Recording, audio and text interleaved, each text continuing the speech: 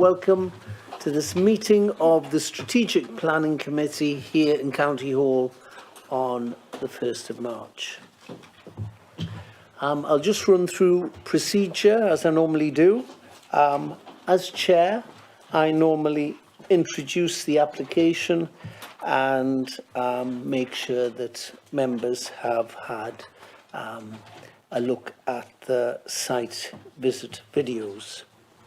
The planning officer then speaks to the report, giving us any updates or changes to the recommendations. We then come to public speaking. Objectors have 5 minutes. A local member, a parish councillor or county councillor has 5 minutes, and then the applicant or supporter has 5 minutes. We then come to the point in the meeting where the committee members are invited to ask questions of the planning officers. And then we move forward to the debate, ask for a proposal, and want that proposal seconded, and then the debate takes place. And then the committee take a vote, a majority vote. So, ladies and gentlemen, that's a rough run through of procedure. Apologies for absence. Have we had any apologies for absence today? Yes, Chair, I've received apologies from councillors Guy Renner-Thompson and Anna Watson. Thank you. The minutes of the previous meeting held here in County Hall on the 1st of February. They've been circulated. Do members agree that they are a true and correct record of the meeting? Thank you very much. Disclosures of members' interests. Any members of the committee got any interest they wish to declare? Councillor Ball? Yeah, I will be speaking on item number 8 with regards to the care home application. So I just need to declare an interest in that. I'll not be taking any part in the debate or voting on that. Thank you. That's the only declaration of interest. So now we come to determination of planning applications. The first application is for an extension to the old quarry, Prudham Quarry, Newbrough, Northumberland, where we had an excellent site visit yesterday. You know, I do wish that more members were able to attend, but obviously a lot of you have work commitments. But, you know, just to remind you that, you know, a site visit is a piece of, well, something that we have at our disposal that really puts the planning application in context often. And I must admit, yesterday's site visit at Prudham Quarry did just that.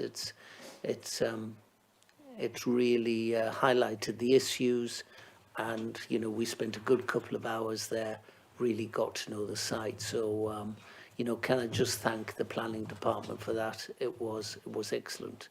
Now we do have some extra papers today relating to this application. So I'm just going to give members 2 or 3 minutes to read through this addendum report.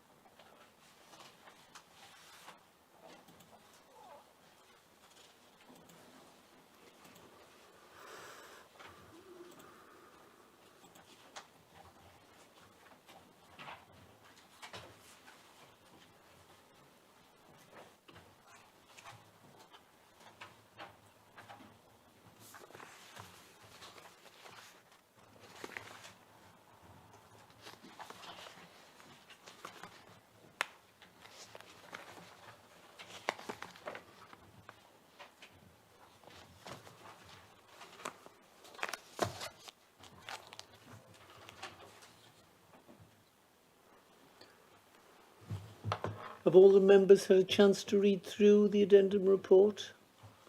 Nobody need any more time? Thank you.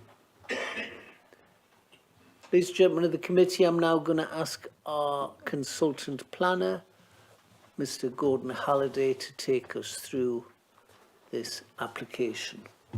Gordon, the floor's yours. Okay, thank you, Chairman. I'll start with updates. The first update is the papers that you've been reading. These emails were received after the deadline for preparing the report. Apologies that they've been sent out late, but I wasn't able to get them redacted last week. So anyway, they've been sent out to you this morning and they've been tabled this afternoon. Obviously, if anyone's got any questions on them later, I'm quite happy to deal with them. And there's also an officer here from Public Protection who's obviously got more knowledge on that technical subject than I have. The committee site visit took place yesterday, and it was suggested then that the monitoring report required by condition 21, so there's a number of changes now I'm going to suggest to conditions. So if you've got your papers in front of you, condition 21 is on page 50 of your papers. Members suggested yesterday that the monitoring report could usefully be more regular in the early stages of the site's operation. At the moment, as it's drafted, the first monitoring report was required 13 months after the start of the site, relating to the first year of site operations. I'd like to propose an amendment to condition 21 as follows. A report shall be submitted to the Mineral Planning Authority on a monthly basis for the first 12 months after the commencement of extraction, and thereafter on an annual basis, detailing the results of groundwater monitoring and an assessment as to whether the surface water management scheme has achieved the aims and been effective. The first such report shall be submitted not later than 2 months after the commencement of extraction, and then the condition follows on as is in your papers. The second change to conditions I'm going to suggest is condition 12.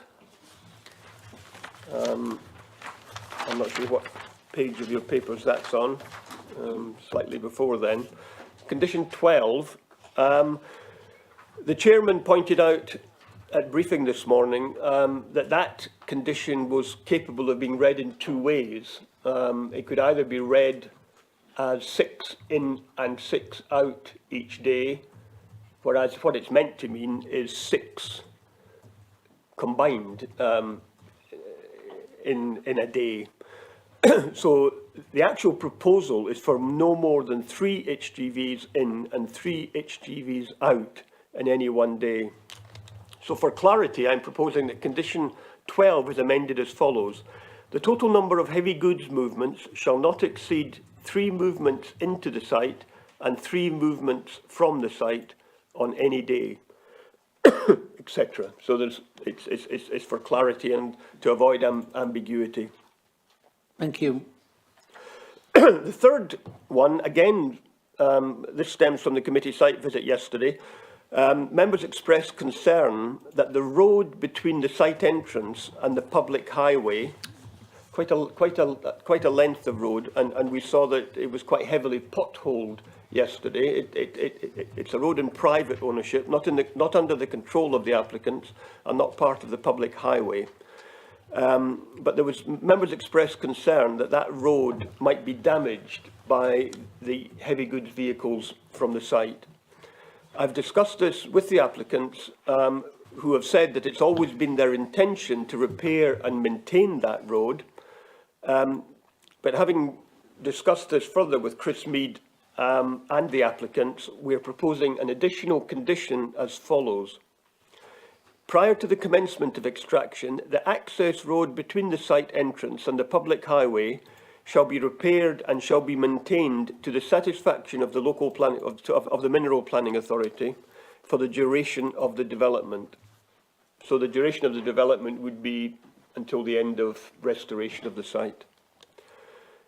the standard reason, in the interest of highway safety, in accordance with policies EP18 and EP19 of the Northumberland Minerals Local Plan and the National Planning Policy Framework. So that's three, one new condition and two amendments to existing conditions. I'm going to summarise initially the officer report on this application, and then I'm going to go through the slides. The previous application was refused in 2019 as detailed in the officer report. The first reason for objection related to water management and resulted from objections to the proposals from the Environment Agency, the local lead flood authority and public protection.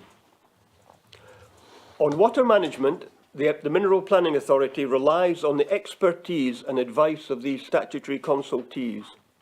You will have read in the officer report that each of these statutory consultees has no objections to the planning application and now considers that, subject to conditions and controls, the proposals are acceptable.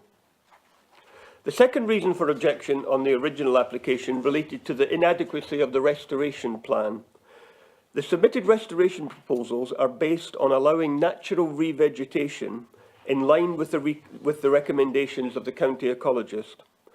These are now considered appropriate to the status of the site, but a condition is recommended, amongst your conditions, requiring detailed restoration proposals to be submitted at least 6 months before extraction is completed. You will know that this is common practice for mineral proposals. Therefore, the reasons for refusal for the original application are no longer considered to apply to this application. Here we have a proposal for the extraction of up to 5,200 tonnes of building stone over a 5-year period. The site would be worked intermittently. There would be no more than 3 heavy goods vehicle movements a day, in and 3 out. There would be no processing on the site, and the workings are located within a woodland plantation, meaning that there are none of the issues that are commonly occur with mineral extraction sites: visual amenity, noise, dust, traffic, etc.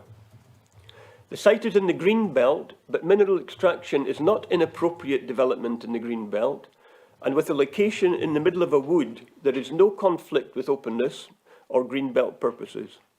There are no objections from any of the ecology or heritage bodies to this application. Both letters of support and letters of objection have been received as referred to in the officer report. One parish council, Warden Parish Council, has objected. The second parish council, which is very close to the application area, is in support. The owners of woodlands in particular have submitted numerous letters and emails objecting to various aspects of the proposals. All these objections and expressions of support have been taken into account in assessing the proposals. I was not the case officer for the original application, but on being appointed as the case officer of this resubmission, I carefully assessed the original officer report and the new proposals. I considered that certain aspects needed detailed consideration. One was land stability, and this led to the Council commissioning Wardell Armstrong to assess the proposals and provide specialist technical advice on land stability to the Mineral Planning Authority.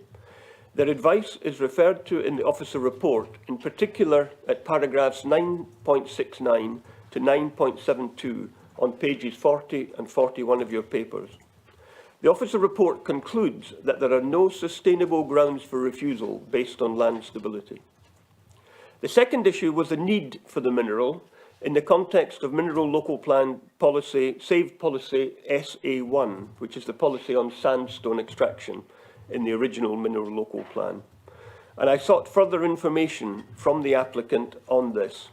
This aspect is dealt with at paragraphs 9.9 to 9.14 on pages 29 and 30 of the officer report. This concludes that the case for extraction has been met, and this case has been strengthened by the increased weight that is now given to the policies in the Northumberland Local Plan following the publication recently of the Inspector's report that the plan is sound, and I refer to that at paragraph 9.14. based on a very detailed assessment, therefore, and taking into account all the views of consultees and other interested parties, the officer recommendation is to grant planning permission subject to conditions. I'll now go through the various slides. What you see there on the first slide, the sort of location of the application site, for sort of those that were at the committee site visit, they will understand that. But basically, at the top of that slide, you've got the public road. In orange, you've then got the access road that we're now proposing is subject to the condition. The site entrance then leads into a hatched area that's the site compound, and then a track. The heavy goods vehicles would go no further than the site compound. There is then a track that leads down into the extraction area. You actually don't see the contours there, but there's quite a steep fall down to the extraction area. And in that extraction area, the mineral would be worked, and then it would be taken by a forklift type vehicle up the access track and back to the compound, where it would be loaded onto the heavy goods vehicles. You can see the extent of the woodland there. You can see that to the northwest of the site, there are some properties at Prudhamstone Cottage and Prudhamstone House. There is no intervisibility into the site from there. As members saw on the site visit yesterday, there are spoil mounds from the original workings in the 19th century that prevent any visibility of the workings from these properties, and also give a protection in terms of such aspects as noise. There are then properties at Frankham to the south of the application site, some 400 metres away from the application site, and these are properties that include woodlands and various other properties, and there are a number of objections from these properties. In terms of the properties to the northwest, there is an objection from Prudhamstone Cottage, but not from Prudhamstone House. So that's the location of the site. Most of that site was very, very heavily worked for over a century in the Victorian times. Main elements, so it was extensively worked in the 19th and early 20th century, most recently in the 1970s and early 80s. The planning application, as I've said in my introduction, was refused. The original planning application was refused in 2019, and the resubmission has sought to address the previous reasons for refusal. Up to 2,000 tonnes to be extracted over a 5-year period, working to be intermittent, with block sandstone mainly used for restoration projects. The proposals originally submitted have been revised, and further information submitted to address concerns of statutory bodies, officers and members of the public. As I've previously said, the 3 water management bodies have all withdrawn previous objections, subject to the imposition of strict conditions to prevent detriment to groundwater and increased off-site flooding, to maintain water quality and to monitor site operations. And as I said, restoration proposals based on advice from the county ecologist is to allow the site to revegetate naturally, which is the same sort of restoration as has previously taken place at the quarry. I'm not going to run through these. Variety of key issues, and I've sort of said a little bit about these in the introduction. Not the best of plans, but that's the proposed working and drainage scheme. So the area in the pink hatch is the area that would be extracted. There is the red line boundary. The sort of red line boundary encompasses the attenuation pond that's referred to in your report, and and the area in blue is some overburden between the main face of the quarry and the proposed area for extraction. The old face of the quarry is that area in sort of orange that runs from northeast to southwest, and that overburden would be deposited initially to the south of the red line boundary in the area marked in beige. Various photographs of the site. That's the site access. Taken from the sort of road that I referred to, and that is the access track leading from the site entrance to the site compound that you can see through the woodland plantation. Obviously, that would be upgraded in order to take the heavy goods vehicles. That's the site of the proposed compound. Currently, an area of revegetated spoil with some trees coming out of it. As the report points out, I mean, there's a need to sort of level that, remove some trees, and that would be used for the site compound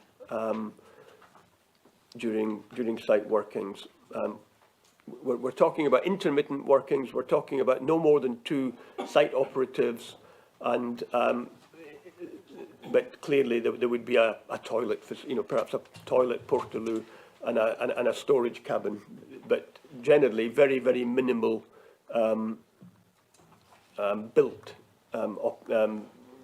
structures on that site compound, unlike most other mineral sites. This is the track leading from the site compound down into the working area, not to be used by the heavy goods vehicles, but to be used by this sort of forklift truck that would bring each sandstone block up from the working area to the site compound. That's an area from that's a view from the other end of the site access track, and you can sort of see it's quite steep, clearly unsuitable for heavy goods vehicles, apart from any damage that they might cause unnecessarily, because you can take the block sandstone, by this much more limited fork vehicle up that track. This is a site of the just a general site of the former quarry from the west. The sort of rock, the sort of sandstone face is at the back of the quarry. Revegetated spoil mounds in front, and you sort of get a general glimpse of what the old quarry looks like. It's ups and downs, and because it was the sort of restoration technique in these days was basically just to naturally revegetate and go in, work the face, and deposit the spoil behind you. That's the area called the Blue Lagoon, not within the extraction area, but it's referred to in your officer report, and the old quarry face behind that. That's the southern edge of the Blue Lagoon. This is the area between the Blue Lagoon and the originally proposed phase 1, and that's referred to in your officer report as an area that is now no longer proposed for extraction. So that there was some extraction originally proposed in phase 1 that sort of would have bitten into this area between the sort of Blue Lagoon and the area to the south. Several metres of extraction, that has been withdrawn and is no longer proposed. So on the left of that is the originally proposed part of phase 1 that's sort of been removed, and to the right of that is to the sort of rear of that at the southern side is the part of phase one that is the sort of limited part of phase one that is subject to extraction. That's another view of the phase one extraction. So phase one is much more limited in extent than it was originally proposed. The sort of reason for that, for its deletion, is to prevent any possible inundation to the south from the Blue Lagoon, as advised by the original Wardle-Armstrong report that sort of we had commissioned, and also as recommended by the Environment Agency in terms of requiring a sort of area between the Blue Lagoon and any extraction. This is the main part of the extracted area. So this is this sort of this outlier. We've got no idea why this wasn't worked in Victorian times or during the 20th century. It's a bit of an anomaly. The sort of main area, the main face, is the area behind that. Some overburden between that main face where the trees are growing, and then this block of sandstone that sort of runs about 50 metres to the south that is proposed for extraction. This is looking at that area from the south, so we're about sort of 40 metres further south than the previous photograph. So this area, this sort of shows the sort of main area of the phase 2 extraction. You can see that the old shot holes from the previous working. As I said, we've got no knowledge as to why that area wasn't worked in the past, and it continues down, and that's the sort of limit of extraction. Again, you can see the sort of main face, the top right-hand part of that photograph is the main face of the quarry. The extraction is going to be this area that you can see in the foreground. That's the site, the sort of site of the, you know, whether it's an attenuation pond or a silt settlement pond, part of the surface water management scheme that is now proposed as recommended by the local lead flood authority, includes creating a pond in this location in order to take any excess surface water that there might be. There is no water used in the extraction process, but clearly by you know, by doing activities, you know, such as you know, surfacing the site compound, you know, there sort of is the possibility of some increased runoff, and that would be, there's a pipe that would link into the Blue Lagoon, and there's also this settlement pond to sort of which would settle any silt. It would be impermeably lined, which is a condition required by the Environment Agency to prevent any of the silt in that pond seeping into groundwater. The conditions talk about monitoring, groundwater monitoring, and that's one of the there was a number of monitoring points put in as part of the submission, and that is one of that's just sort of what a monitoring point sort of looks like on the ground. The sort of conditions that I've talked about require monitoring for the lifetime of the operations. We've talked about, there's reference in the report and in the additional paragraph, well, in the change paragraphs that we've tabled about the woodland spring. So that's a photograph of the woodland spring that is at the base of the spoil to the north of the woodlands property, and that's a photograph of the the spring as shown to me by Mr. Curry in the middle of 2020. And that's a photograph. This sort of spring would be in the foreground there. That's a photograph up the back of Woodlands, up to the track that we walked along on the site visit yesterday, and it shows trees on that revegetated slopes. The restoration plan, a fairly simple restoration plan, but as I've said earlier, it sort of meets our requirements.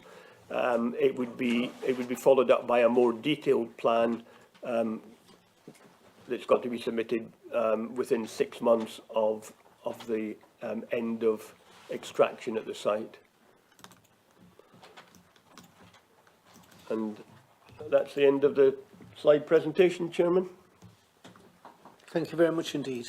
Chair, can I just offer a supplement here? Yes. Thanks, Chair.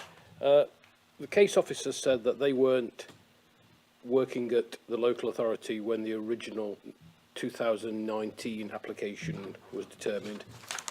I'd just like to give members my perspective on that meeting, because I was present and I spoke at that meeting. The application was recommended for refusal, and members supported that refusal. The point I made was that many times members will hear concerns from third parties or from their own perceptions about concerns, whether it was on highway impacts or landscape impacts. And I advise members that we often ask members to take comfort and be reassured by the position of statutory consultees. In the 2019 decision, I made it very clear that it was a highly unusual circumstance for all three key consultees to be objecting to an application, and that logically we should place significant weight on that, and that if the Environment Agency felt so strongly that they did not have sufficient information, we should look to place a significant weight on that. I did say that the recommendation for refusal was not based on a point of principle, and that in the situation where the applicant was able to address the concerns of the key statutory consultees, that this application was probably capable of coming back with a different recommendation. And I think everyone in that room accepted that point, and members refused on that basis. At that time, we did not know whether or not a scheme would come ahead again. It has come ahead, and significant efforts have been placed on dealing with the reasons for refusal back in 2019. And as Gordon has explained, we have taken significant steps to probe the evidence submitted and taken third-party triangulation advice from a consultancy group. And so we are now satisfied that the reasons for refusal for that 2019 application are no longer such that we are going to recommend refusal for this. So the recommendation for approval is based on following through that logic. Okay, that in 2019 there was strong opposition and clear opposition from the statutory consultees.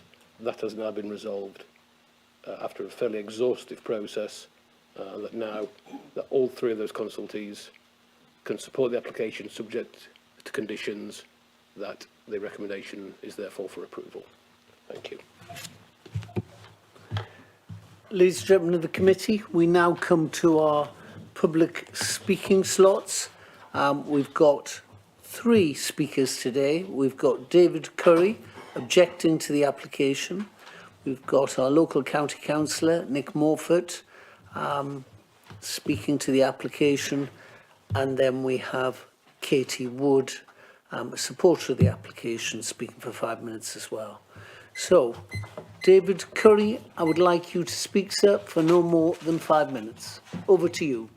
Thanks. Last time, some of you may remember that I explained my deep concerns about this application related to a spring at our property Woodlands, which is connected to the Blue Lagoon. The spring suddenly came to life in 2013 after Waterstone Quarries removed sandstone samples. Groundwater started to emerge from the base of our spoil heaps and flooded our garage and workshop every subsequent winter. If removal of approximately 20 tonnes of samples caused flooding problems, what would happen if 5,000 tonnes were removed from the same location? I explained that we had deep concerns about instability in the spoil heaps above our house. Groundwater emerging from the spoil heap seems to be related to a large Victorian tunnel about 15 yards from the spring. This is now buried within the spoil, but nobody has any idea what condition it's in. As you know, the previous application was unanimously refused planning permission. Unusually, the Environment Agency recommended that permission should be refused, based specifically on the adverse effects on the flow and quality of the spring and the woodlands. Coming to the current application, since 2019, new evidence has emerged. I'm now even more convinced that this development is fundamentally dangerous. First, it was discovered that due to a survey error, the Blue Lagoon is actually 15 metres closer to the application area than was shown in the original plans. These plans had exaggerated the width of the containment bund for the lagoon. Then, the 1970 Ordnance Survey map attached to the new application showed that the bund didn't exist at the time of the survey. This means that the containment bund for the Blue Lagoon is not solid sandstone, as claimed by the applicant. Next, in October 2020, the Council commissioned a stability assessment from Ward Armstrong on behalf of the applicant. This advised that removal of sandstone in phase 1 of the development could cause sufficient groundwater to be released from the Blue Lagoon to have a significant negative impact on the stability of the spoil heaps behind our house, likely to result in, and I quote, spoil material moving downslope, potentially directly towards and impacting with the woodlands property. As well as potential injury and loss of life, this would obviously cause catastrophic flooding. I simply can't understand how the LPA could receive a report of this nature and not be deeply concerned about the consequences of approving planning permission. On 22nd of December, I wrote to Mr Murphin asking that paragraph 972 of the revised committee report should contain Ward Armstrong's assessment of the consequences of instability, as well as Ward Armstrong's caveat regarding the huge uncertainties in their assessment. This request has been ignored. We've now measured the spring flows. On average, 44,000 litres of groundwater from the Blue Lagoon reach our spring every day. Our experience following the removal of samples in 2013 suggests that any increases in these flows will be irreversible. There are still huge questions to be answered. How far west has shallow groundwater from the Blue Lagoon penetrated the waste bund? What are the possible effects of ground vibrations from the use of black powder on the groundwater flows?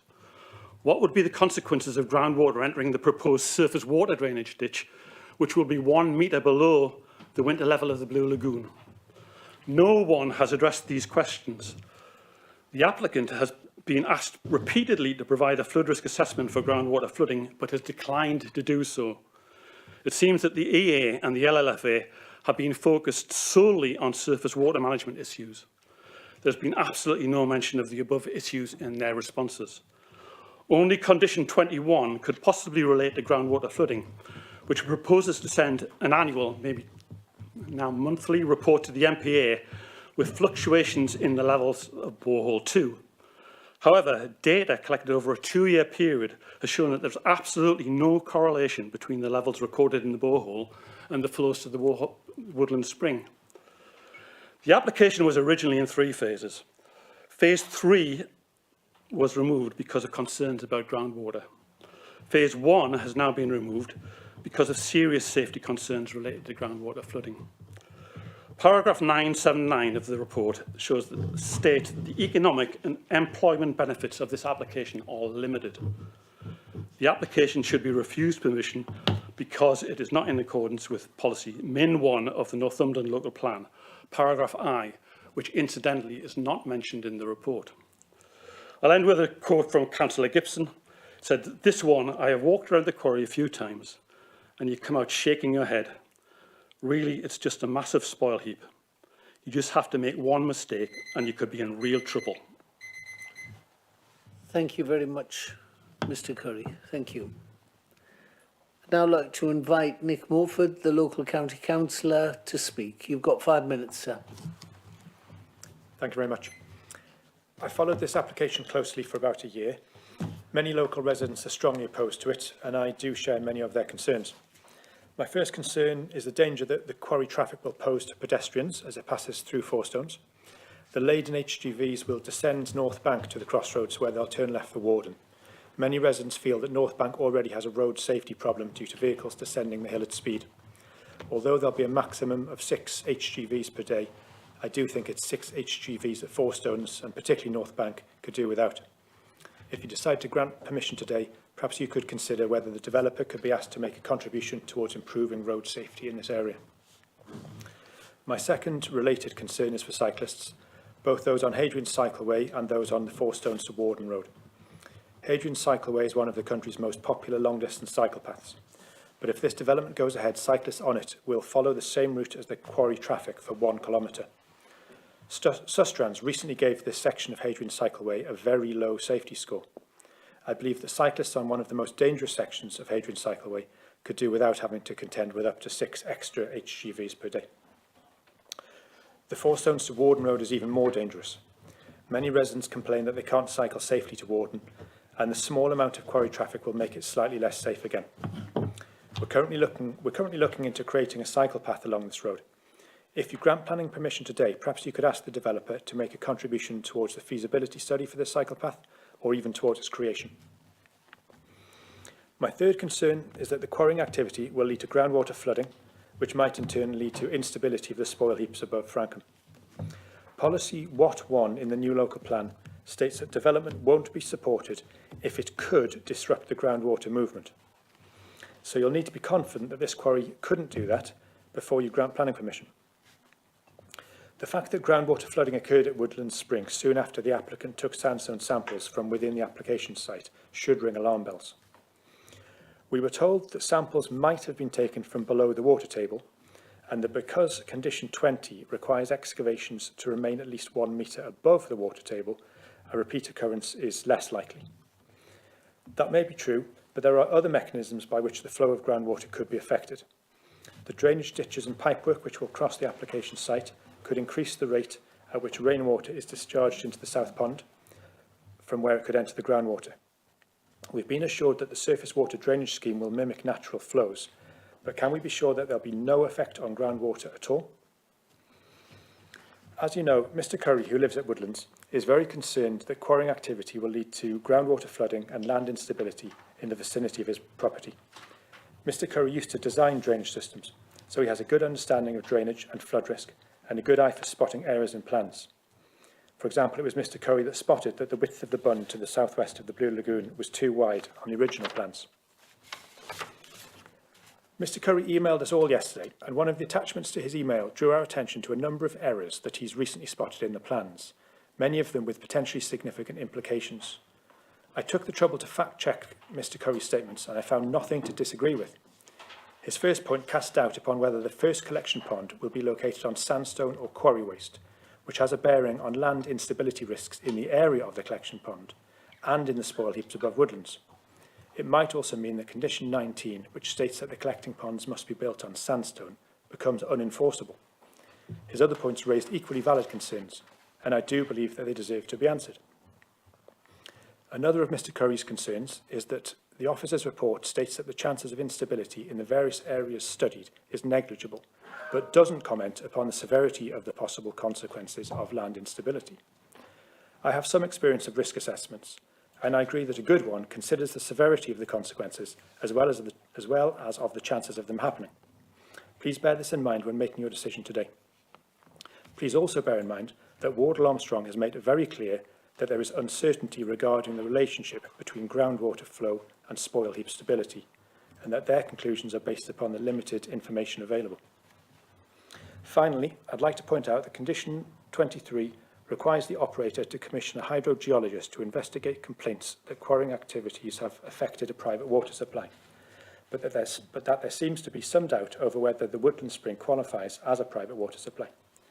If councillors decide to grant planning permission today, could I suggest an amendment to condition 23 to make it clear that it covers the Woodland Spring as well as the other nearby private water supplies. Thank you. Thank you very much, sir. Thank you. And finally, ladies and gentlemen, I'd like to invite Katie Wood to make her submission. Katie Wood. Thank you for the opportunity to speak. As you know, this is a proposal for a sandstone quarry just to the north of Four Stones. As some of you will have seen yesterday, the site is within an old quarry void that has been created by previous quarrying in the area. This proposed development seeks to win the remaining lump of sandstone that projects into this void for use in restoration and construction projects. I appreciate that this application has resulted in strong objections from residents, including Mr Curry, who has spoken to you today, and Warden Parish Council. These objections are based on a number of issues, and all of these are documented in the reports in front of you. Throughout the planning process, the applicant has sought to resolve any technical issues presented to them through the consultation process and to discuss any identified matters and areas of concerns with both the planning officers, the lead local flood area officer and the Environment Agency. We are now in a position where all of these officers are satisfied with the proposals subject to the conditions proposed and set in front of you and as set out by Gordon before, Mr Halliday before. Their view is that there are no technical grounds for refusing the application. Thank you for allowing me to speak. Thank you.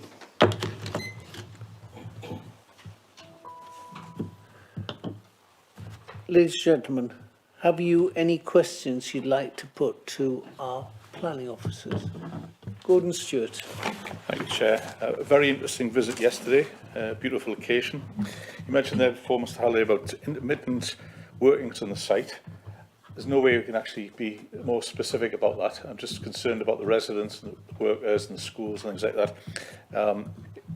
Will they actually be closing it down for a few weeks, a few months and start up again?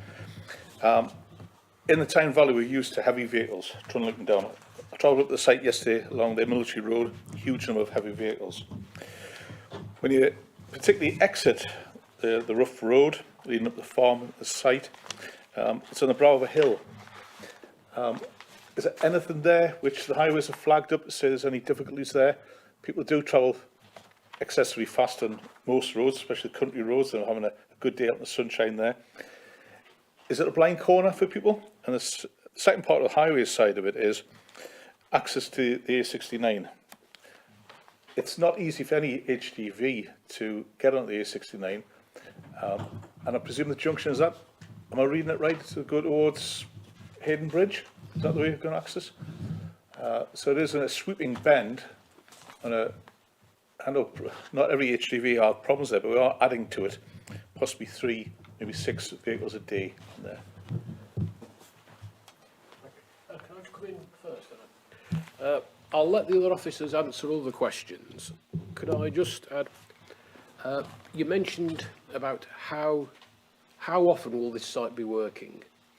I think it's really important for members to conceptualise this site properly, in that if you're talking about bulk mineral sites, for example, for crushed limestone for aggregates or, say, open cast coal, you tend to be able to calculate the number of vehicle movements by looking at the output of the site and dividing it by the number of weeks to give you, an average level activity. Very small, what we call dimension stone quarries like this, work on what's called a campaign basis. And that's basically, as, say, there's a project to repair a listed building, they will get the contract to supply stone to that, and they could work fairly intensively for, say, a week or two, and the vehicle movement limits are based on that level. But there equally could be periods of several weeks at a time when no activity is taking place on the site whatsoever. So the normal way of thinking about mineral sites, and indeed any other operational site, in terms of average vehicle numbers, is less meaningful in this context. So there will be periods of activity related to contracts, and there'll be periods of inactivity when the company hasn't got contracts. They won't be taking material out on a rolling basis and stockpiling it elsewhere. Okay, I'll let the other officers answer the other technical questions. Thanks, Rob. I think it's just questions for me at the moment, isn't it? The signage in question at that junction is blind summit and minor junction inside a bend. So I think in terms of how it's presented currently as a junction which has the possibility of vehicle movements coming out of it, that's acceptable. So it already has the warning signs because it is a junction that requires motorists to be aware of it and to recognise the signing and therefore to approach it in a manner which is appropriate. No different to seeing slow markings on a road and knowing that you probably need to go slower than you currently are. In terms of the way that those vehicles are going to come out, that's the reason why we've put the condition on to make sure that the access road is maintained to a suitable standard, because we don't want any detriment to be on our network. We don't either want mud, wetness, anything which is going to spill out onto the actual highway there to be a problem, whether it be for a cyclist or a HGV. And we also don't want those vehicles to have gone through those potholes and to be less roadworthy than they should be before they rejoin our network. So I think we've got enough protection at that specific location, but I do take the point. Just to touch on the way that they're going to go, I think at the moment we probably don't have a routing strategy condition. And if it was felt there was a need for a routing strategy condition, we could certainly work with them so that they were aware when they were going to certain directions which roads they should be using. And the reason I say that is, having done my site visit today, I know which roads my sat-nav tried to send me on. It was the inappropriate ones for the general moving around that area of Fourstones. So if they're blindly following sat-navs, then we need to have a routing strategy in place. So that condition isn't there at the moment, but I think that's something that you can be minded towards if you want to promote it. I understand the concern about the local roads, but none of them have any particular restrictions in place on them, even as far as where the boat side and the bridge is in that vicinity. You have to get to the A69, and if you're confronted with a tractor or a large vehicle, then you just need to kind of give way for that action to happen and then continue through. So I feel at the number of movements we're at, which is 3 HGVs a day, and the chances of you encountering more than one if you're making a journey between the hours of 9 and 3 it's exceptionally low. So I feel in that respect that we're talking about, whilst it is, as the public speaker said, slightly less safe because there's more of it, I couldn't find it so harmful that it was unacceptable. That's fine. Thank you very much, Chair. Thank you. I mean, I did actually discuss a routing strategy with Highways as part of the consultations on this, and the problem is that the alternative route really is, once you get down onto the main road, is to turn left rather than right. But that would mean very, very steep roads up to the B6318, and Highways actually felt that the proposed routing that the applicants have proposed, which is the one down through Fourstones, is the safe, the sort of safer of the possible routes. You know, so that's why we haven't put a routing strategy on, because basically they don't, you know, they are very concerned about being able to get up because it's such a steep bank with heavy loads of dimensional stone. I'm not ruling it out. I mean, Chris has said we can put one on if you feel that it would help, but I'm just giving a bit of context. Councillor Dodd. Yeah, water seems to be an issue here, and you know, I'm very familiar with the area, and it's, why is it called and look like called the Blue Lagoon? Because I went to school to Hayden Bridge, as you did, and every morning or every day and then back, there was a big tip in that area with a big chimney stroke, whatever, and there was a blue flame 24/7 came out of that site. So I'm just asking, you know, are we talking about the quality of water, or what's under there, or what's under there elsewhere? That's my interest in, you know, it was a blue flame, is it the Blue Lagoon? I mean, James Hitching is here, who's probably, you know, from the local lead flood authority, is probably better. I mean, my belief is that we don't know why it is blue. It is not always I mean, it's a different colour of blue at different times of year. Various theories as to why it might be blue, but I'm not sure that anyone has ever been able to categorically say, well, it's blue because of A, B or C. But I don't know if James has got any further comments on that. Yeah, thanks, Gordon. Unfortunately, not. No, just to echo your comments, really, to say that there is a number of theories as to why it is that colour, but yeah, no one has sort of sufficiently demonstrated, particularly why that is the case. So, apologies, I can't give you a definitive answer on that particular question. Chair, can I just offer just one comment to Councillor Dodd? This is not a unique occurrence, and I know of at least 2 quarries in Derbyshire I used to work that had similarly named blue lagoons in former mineral workings, which are clearly associated in some way with a relationship to the former mineral activity on the site.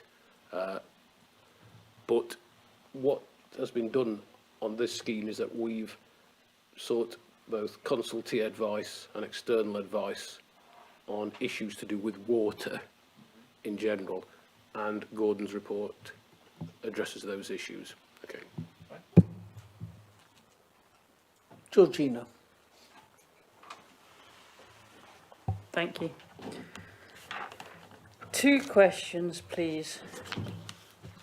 First of all, Mr. Curry has said that he fears for the safety and the risk of his family and his property. Yeah, out of 20, let's do it out of 20. If 20 is unbelievably high risk and 0 is no risk whatsoever, what would you score this on? And the second point is, I have to be honest, as I always am. It strikes me, and I can only speak for myself, but I'm looking at the faces here, that a lot of people are probably thinking, I'm thinking, like, God, this is really technically complicated. It is a case of weighing up the arguments that you're getting both sides and try to follow an argument and looking at which ones you prefer and which ones are logical and the way that you would assess arguments put to you. But it seems to me, particularly as there's been factual inaccuracies and issues in the report which have now been corrected. I mean, this is actually just a question to officers. Do you feel honestly confident that this can be decided today? Do you think this is ready, or do you think a little bit more thought and work needs to be done? Because if that's the case, I know people have journeys and stuff, but sometimes it is, if we want to get this right, a little bit more information to go and a little bit of discussions, then we can bring it back. But so the question is, second question is, are officers confident that they don't need a bit more time on this? Okay, Chair can answer this one. Yes, certainly. And Councillor Hill's articulated the point very well there, I think. And there's a concept you use in environmental legislation of all types called the Precautionary Principle.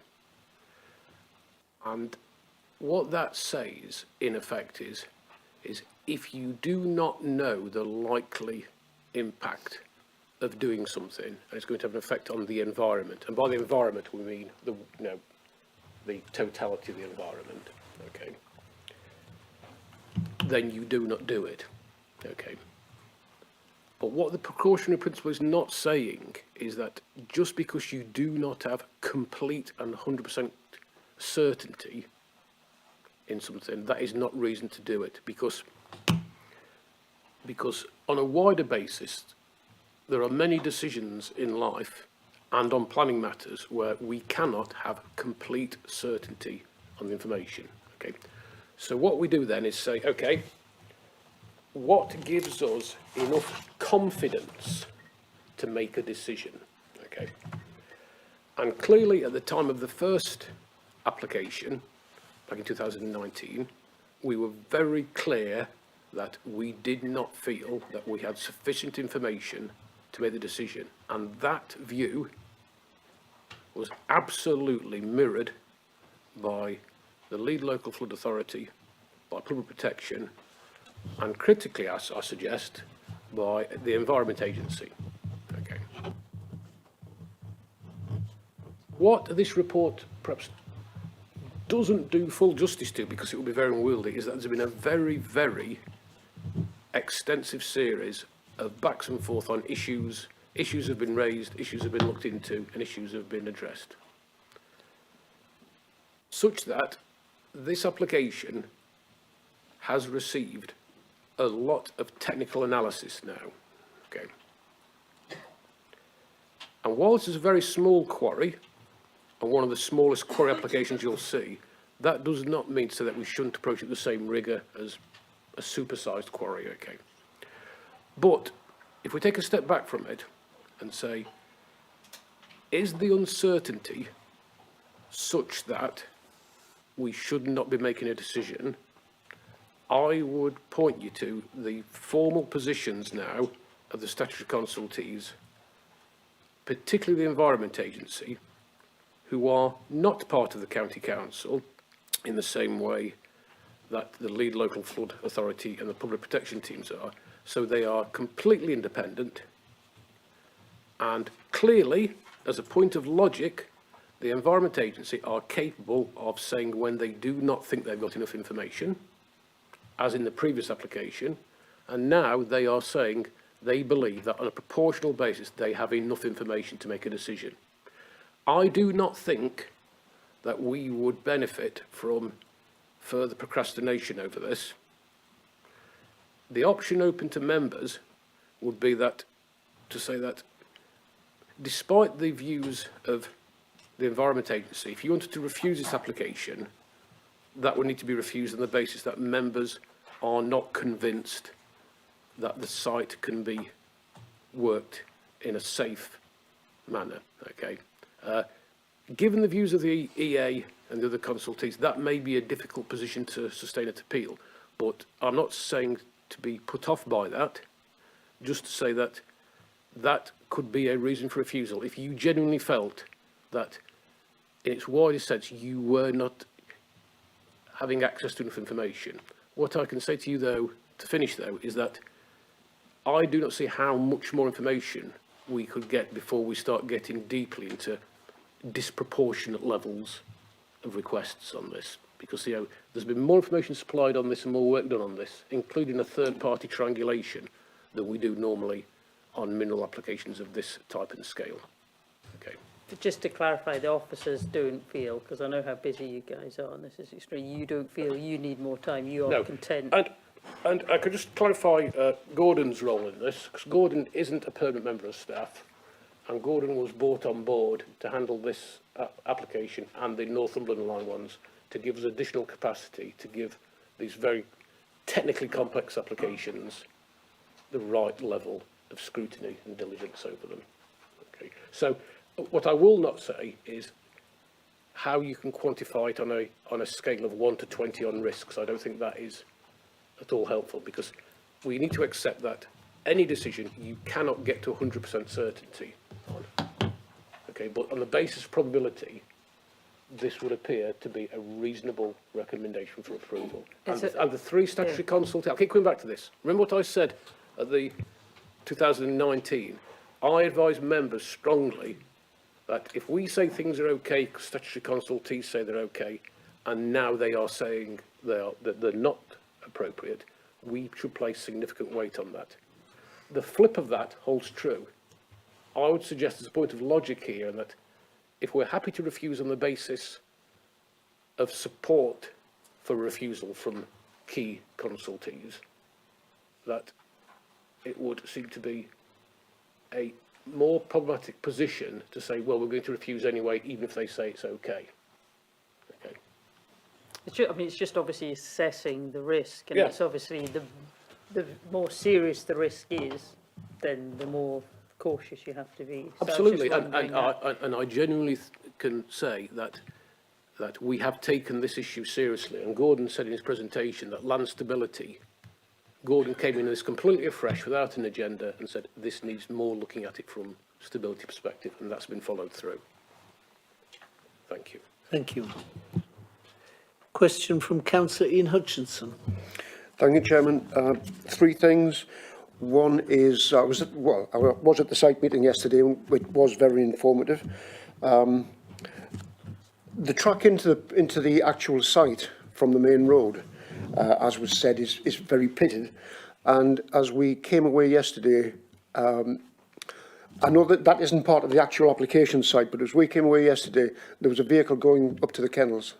And just wondering if somehow we could have some passing places, if this is to be approved anyway, if one or two passing places, because someone driving up there with a car and a heavy goods vehicle coming back down the other way with a car nowhere to go and have to reverse all the way back down or up, whichever way. So do you think that could be looked into, possibly? The other thing is, luckily it was a fine day yesterday, but the ground was a little bit wet underfoot. I don't know what the compound compound is going to be like, what the material is, but just food for thought, should there be a wheel washing facility available to make sure things are clean before they go on the road. And the final thing is, along with Gordon, a little bit concerned about highways, and the part I'm concerned about is on the A69 where at the 2 Mile Cottages.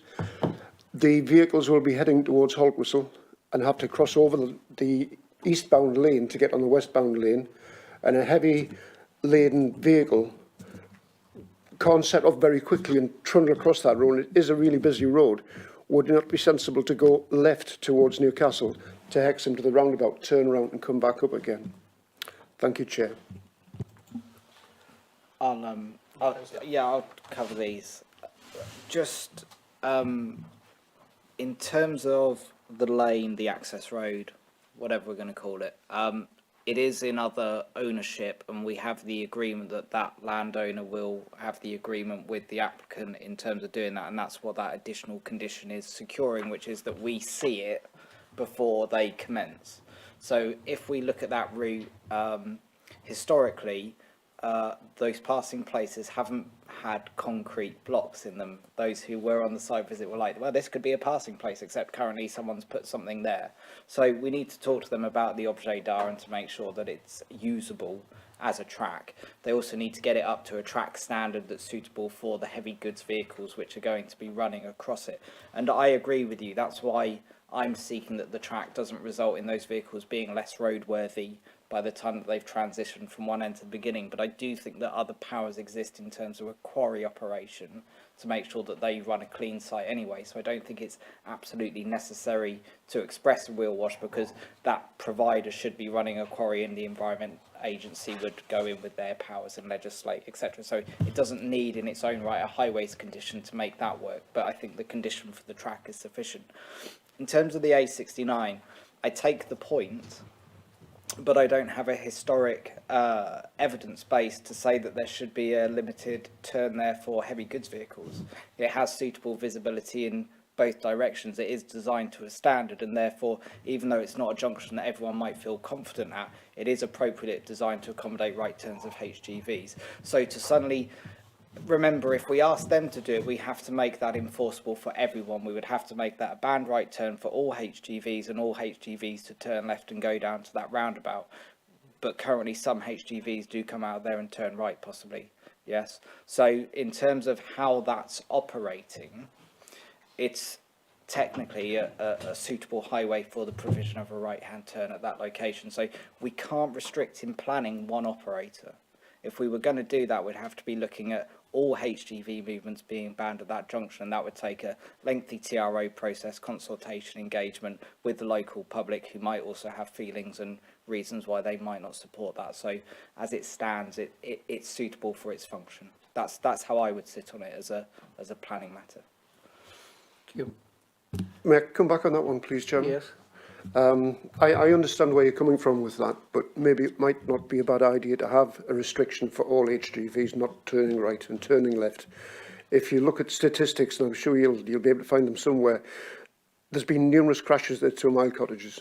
If there is a crash there, it's normally a serious one. So that possibly may be worth looking into, to restrict vehicles turning, heavy goods turning right.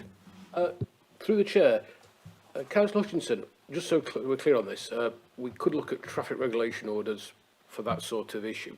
Are you suggesting that that would be in force for the duration of the mineral scheme, or are you saying that's a permanent requirement?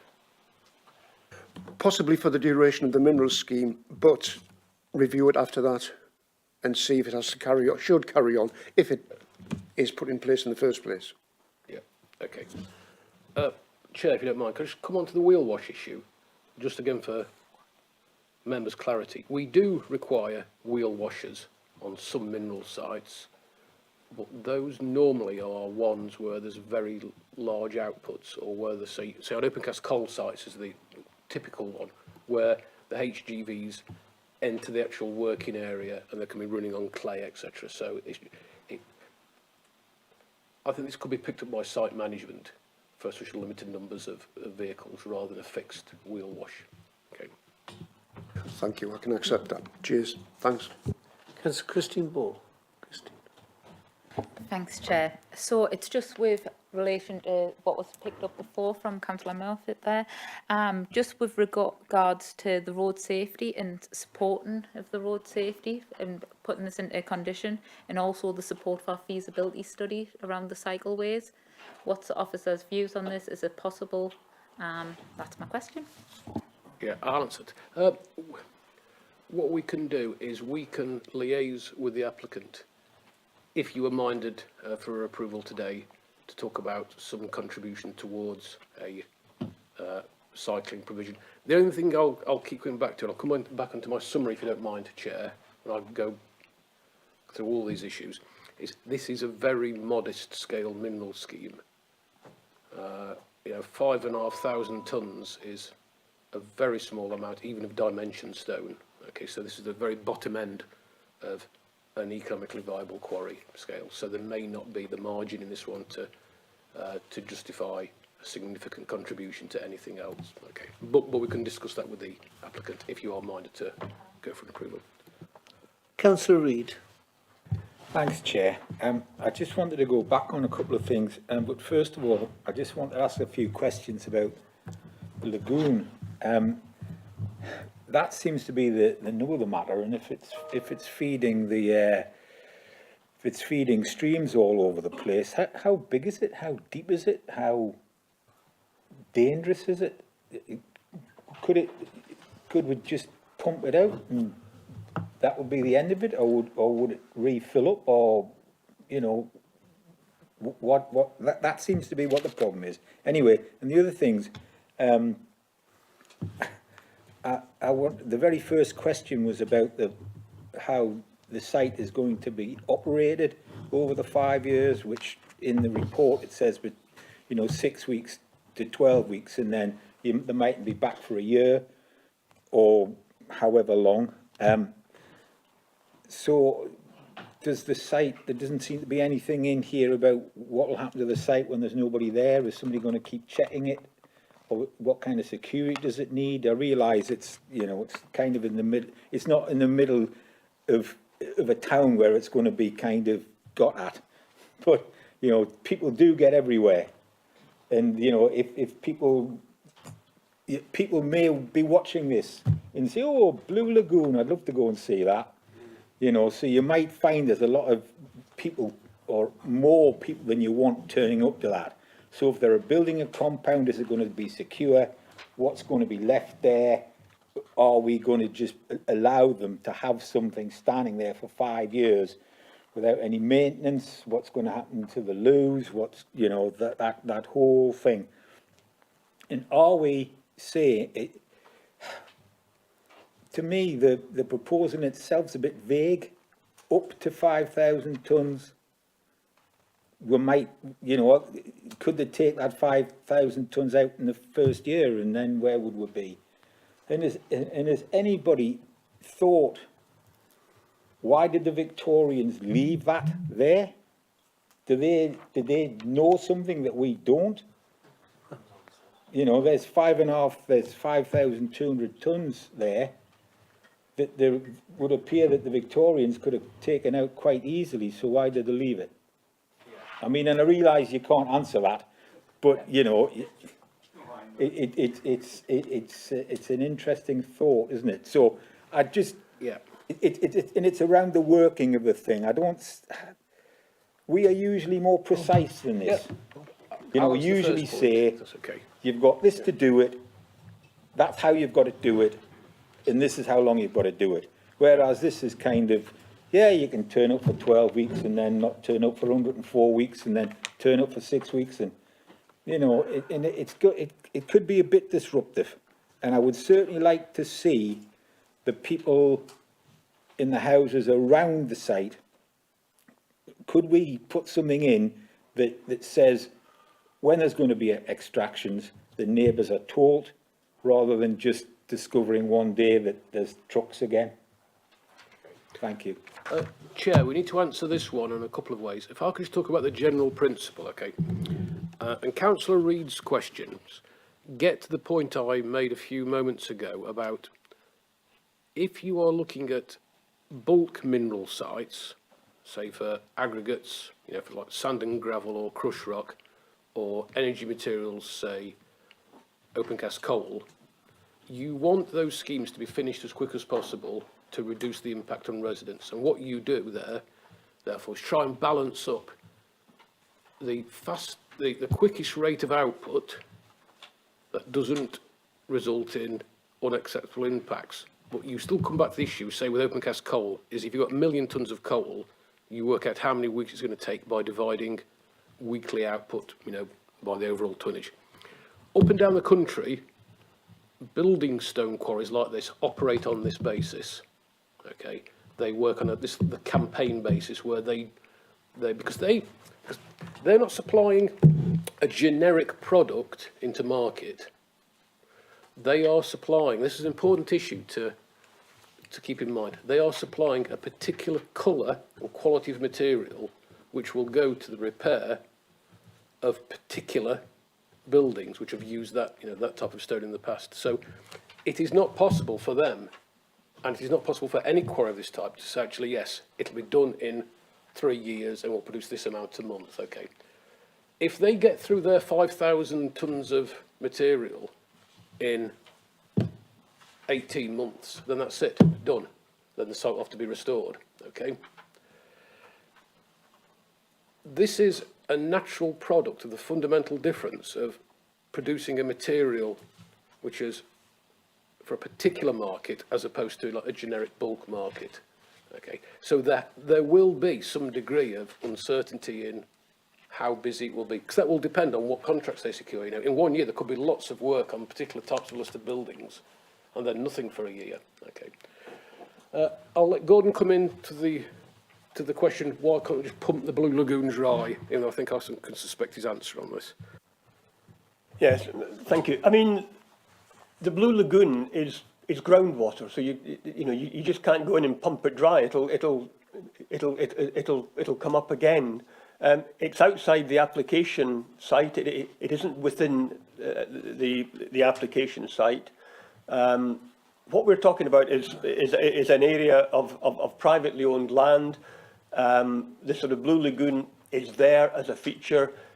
It's already been sort of the subject of visits by kids. Kids jump off the top of the rock face into the Blue Lagoon.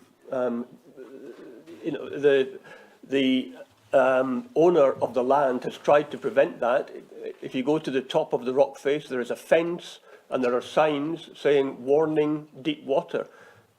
Teenagers disregard that and jump off into the Blue Lagoon. We believe it is between 6 and 8 meters deep. It's certainly safe enough for kids to jump off and sort of not sort of hurt themselves. But you can't just go in and drain it and there not being a Blue Lagoon. What has happened is that the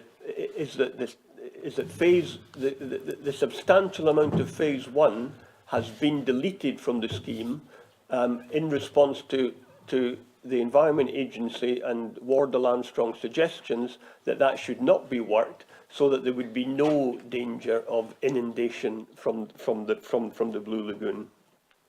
I mean, what sort of Rob has said about intermittent working is completely right. I mean, basically, the sort of limitations on how much stone they take out is limited by the lorry movements condition, which isn't just 3 a day, but it's no more than an average of 130 over a 3-month period. But what we've got to appreciate is that the applicant is a producer of building stone, of dimensional stone from other quarries in Northumberland as well. So, I mean, he knows his market much better than sort of we do. He knows that sort of he will, in a year, be able to sort of bid for certain contracts in order to use this high quality stone in order that he gets a sufficient return for it in a sufficient use. And his estimate is that he can sell between 1,000 and 1,200 tonnes a year. The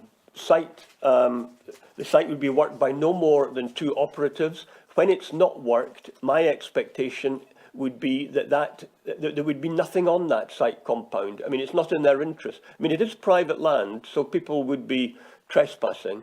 But I take your point. People, will trespass and people will walk there.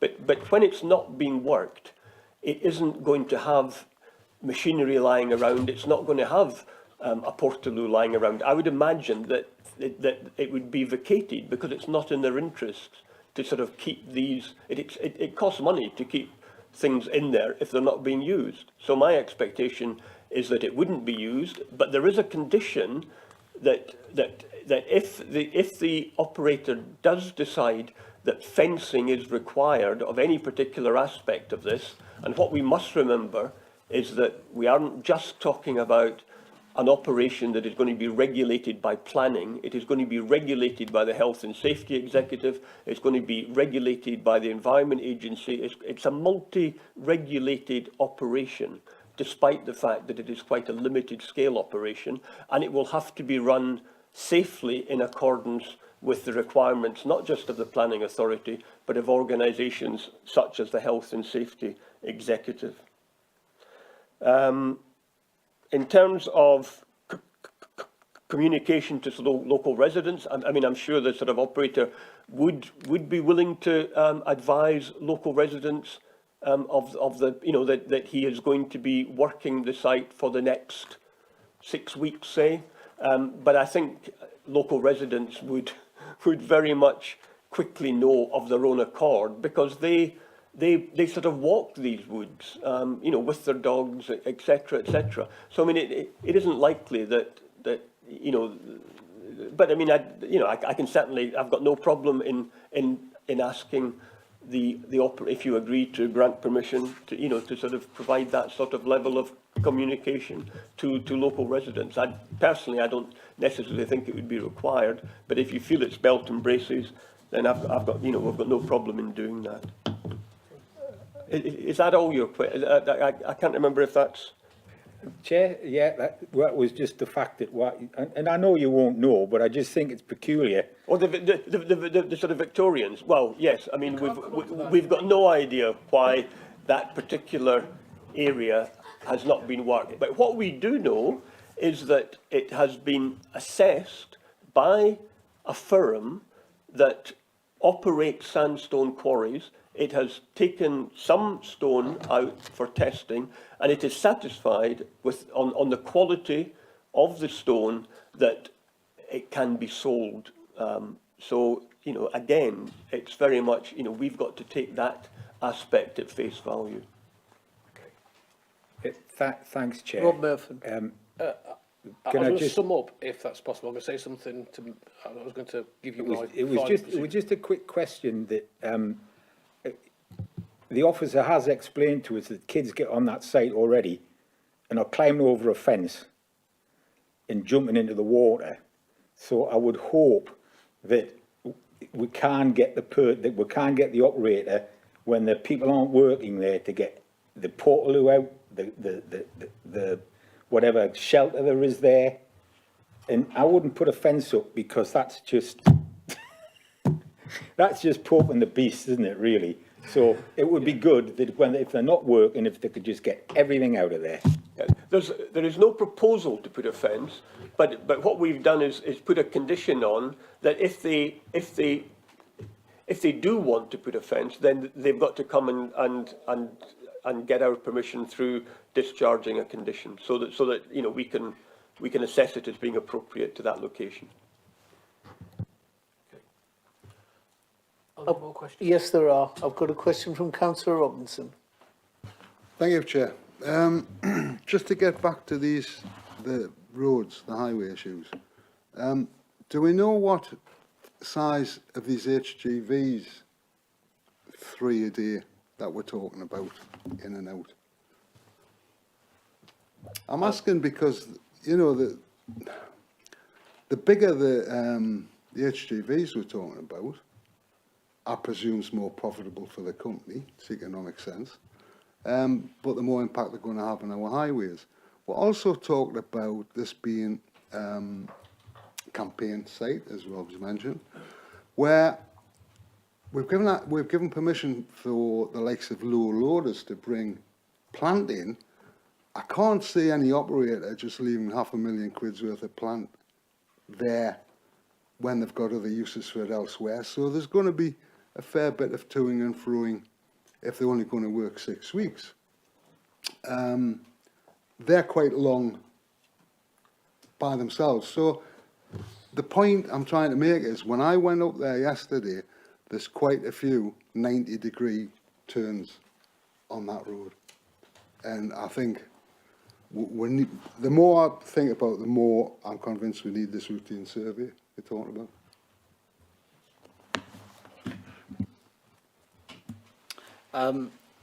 I'll answer probably, and you might want to then ask a more sort of pointed question in terms of the issues. Obviously, HGVs in the UK have maximum weights, we have maximum axle load, so everything is kind of preset. Clearly, the operator is unlikely to put a weighbridge on site, so there'll be an element of trust involved in terms of them actually not overloading the vehicles or similar. But certainly, if someone turns up and tells them they need to send their vehicle to a weighbridge because there's been concerns or complaints, then all of those mechanisms are in place. The question sits on two elements. The first one is whether or not the access road is acceptable because it's a private road. And so we've conditioned it to make sure that we have a suitable maintenance strategy in place to keep it in the condition that we think, well, it's not the right condition currently now, so it's going to be a better condition once it's done. And then they're going to be responsible for maintaining that. So that private access route is considered and is conditioned, is secured in planning. The rest of the roads, I do understand the concern about these additional HGV movements on these roads. One of the problems with quarry sites, and I've had this experience in the Cotswolds, is the stone is there and it's in the middle of the Cotswolds. The stone is here and it happens to be just north of Four Stones. The roads are publicly maintainable at highway expense and don't have any restrictions on HGV movements. So it's limited in this respect. We've kept it down to 3 HGVs per day, and that is not stated as 3 HGVs carrying stone. That is 3 HGV movements. Sorry, 6 HGV movements, 3 and 6. But that includes all HGVs, and they need to keep a log of every HGV that enters their site. And we've said that we're going to put those monitoring events on them, and they're going to have to keep their record books, and we'll be able to keep tally and keep tab on that. So I think in terms of, Rob's made the point, and I think it's quite important, this is a very small quarry and it's getting the full set of measures. It's getting the same set of measures pretty much that a new fully fledged quarry would be getting if you had a much larger minerals application in front of you. So I'm satisfied. I'm never going to appease the concern that is it appropriate to put more HGVs in and around rural roads in this part of Northumberland, but those roads are not in a restricted state. That's the only way I can phrase it. They're not in a restricted state that prevents those vehicles from being there anyway. Well, you know, just make the point that we heard about the access to the A69. The bigger the vehicle, the longer it's going to take to get across that road, the longer it's going to take to get it. I mean, I followed a car yesterday getting onto that road. I'll not say the sex of the driver, for obvious reasons, but it took 3 goes to get onto that road because of the traffic that was going towards Newcastle, coming around that bend. You know, you put a 40-foot low loader on there, on the back of a donkey engine, 60 foot, 70 foot, it's going to take quite a while Yeah, can I just come in on this point very quickly, Councillor Robinson? Yeah. And were we talking about a quarry that was producing 1 million tonnes of aggregate a year? Clearly, the economies of scale, etc., means that the operator will use the largest vehicles they can possibly use safer on the highway because of costs. It is more than likely on this case that when we talk about them getting a contract, that some of those contracts may be for less than a single vehicle full of stone. Okay, so Chris, who's Highways Development Management lead, I think has made the point clearly that these are rural roads, but that can be used at the moment by HGV traffic.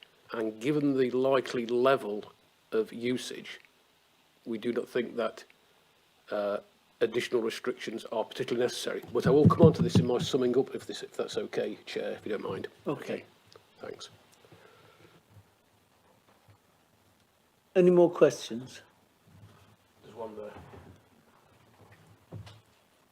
Mr. Swinburne. Thank you, Chair. Swinbank, sorry.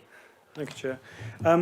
Just on the very specific point the villagers have raised with regard to HGVs coming into Four Stones, they're coming down the hill into the village, and then they take a sharp left-hand turn on the route that we believe that they're going to take.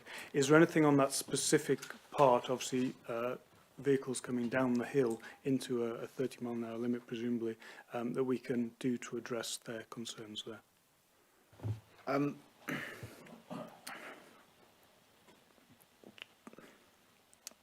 I want to be careful how I phrase this, but I don't want to teach the committee anything, because I don't think you've come here for a lesson in how we accommodate vehicles on a highway. We're talking about 3 additional HGVs potentially on any given day on these roads. Now, these roads have traffic on them already, a mixture of pedestrians, cyclists, small vehicles, mid-sized vehicles, delivery vehicles, which are probably the petrol filling station that's in Four Stones gets a petrol tanker down there from time to time. Probably someone moves house and a Pantechnicon turns up. Maybe someone's getting a delivery for some other cause. So there will be HGVs travelling through Four Stones. Now, I don't have to hand the exact percentage or the exact numbers, but even if I was to put an arbitrary number on there, like let's assume that there's 200 cars which pass across the busiest section and there's 1 or 2 HGVs per day, putting that up to 5 doesn't mathematically put me into any sort of level of concern about whether or not there's going to be impedance events, whether or not, even if the highway presents itself in a way which is impassable in places, is it impassable other than a reasonable delay for one vehicle to have to wait whilst the other one passes? And we are now looking at a world where we are expecting vehicles to take the lowest priority on the highway. The highway code changes, and the latest reflection is that the premise should be that pedestrians, cyclists and everyone else now has priority in the highway, and if a HGV or a motor vehicle of any sort has to wait, then it shall. And so the diktat has already been put in, the message is being presented. So if a HGV was coming and a car was coming and they had to pass each other slowly, I am okay with that. And for 5 occurrences a day between the hours of 9 and 3, I couldn't find anything unacceptable about that. And we have conditioned this up to the hilt. So just a reminder, it's conditioned between 9 and 3 that they're allowed to access or exit the site. So in terms of danger or harm, it's always going to be under lit conditions. People are always going to be able to be aware of their surroundings. Those motorists should always be able to see pedestrians walking along the access road or the footpath. And in terms of any HGV that's operating on a common public highway, should be perfectly aware of any cyclists, pedestrians who are walking without infrastructure primarily for them, because they will be in the carriageway. So I'm not anticipating anyone to do anything other than use the common highway as it should be used for that frequency of events. If it was a far greater number, Councillor Swinbank, I would of course be looking at something to make sure that there was accommodation which was beneficial for those users that we're talking about. But at this scale, I can't find a trigger event that makes me start to want to put in additional measures to counteract the impedance. Thank you. So that brings the questions to an end. We've got to start the debate. When did you want to do your summary? Yeah, can I just try and put us clear where we are on this one? And this is an absolutely controversial application, and we are, of course, sensitive to the concerns articulated by residents.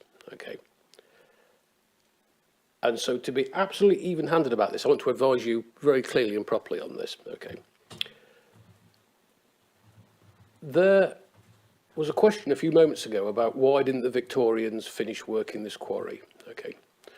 Up and down the country, particularly in the large county areas, you will find many, many hundreds of partially worked out Victorian and older dimension stone quarries, because how the minerals industry used to work pre-20th century was you sourced your minerals locally. So dry stone walls, farmhouses, buildings were built of local stone. Okay. Clearly there's a very large number of these former quarries in this county and other counties. Okay. And we are faced with an application here to reopen it. There has to be a logic to say that not every one of these quarries is suitable for reopening.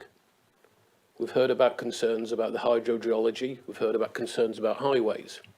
You can take a balanced view here. Okay, you have a committee report in front of you which says from a technical perspective, we think the issues have been addressed. However, with all respect to the work that Gordon's done on this and the views of the consultees, is that before you go into the debate, I would suggest that you could actually say that actually, yes, we understand all these technical arguments, but actually this small quarry, because of the concerns and the very limited amount of minerals to be won from it, isn't actually worth all these concerns, okay?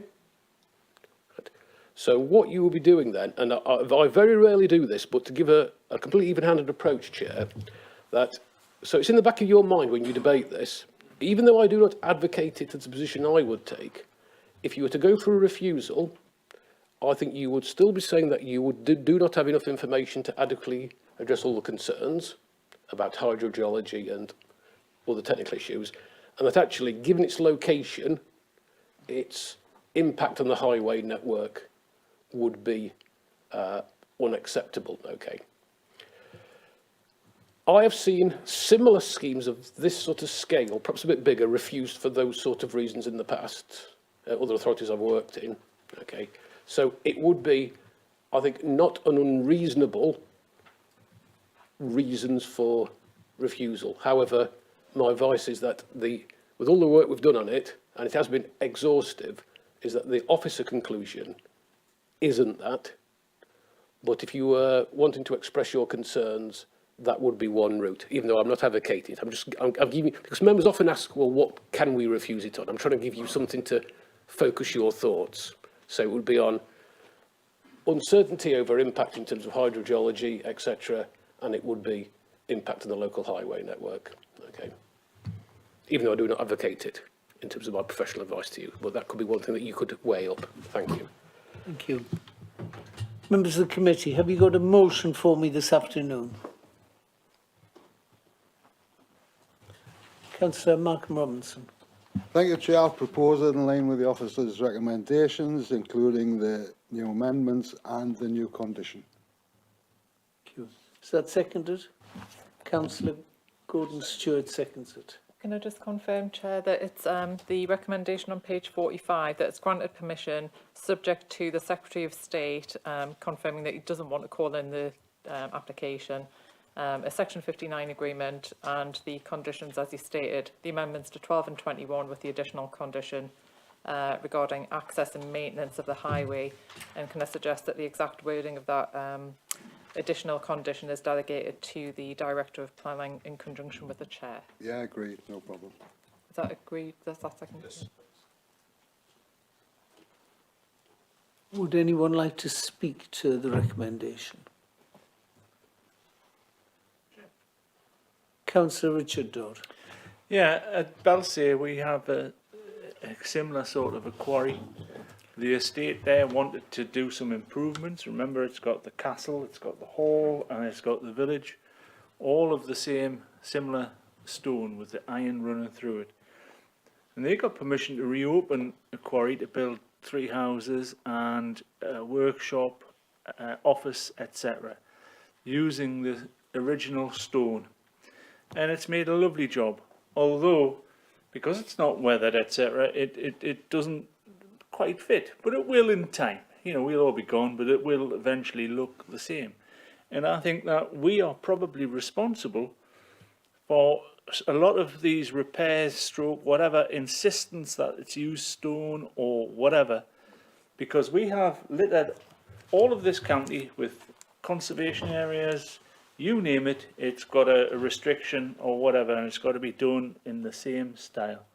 So I think that we are partly to blame.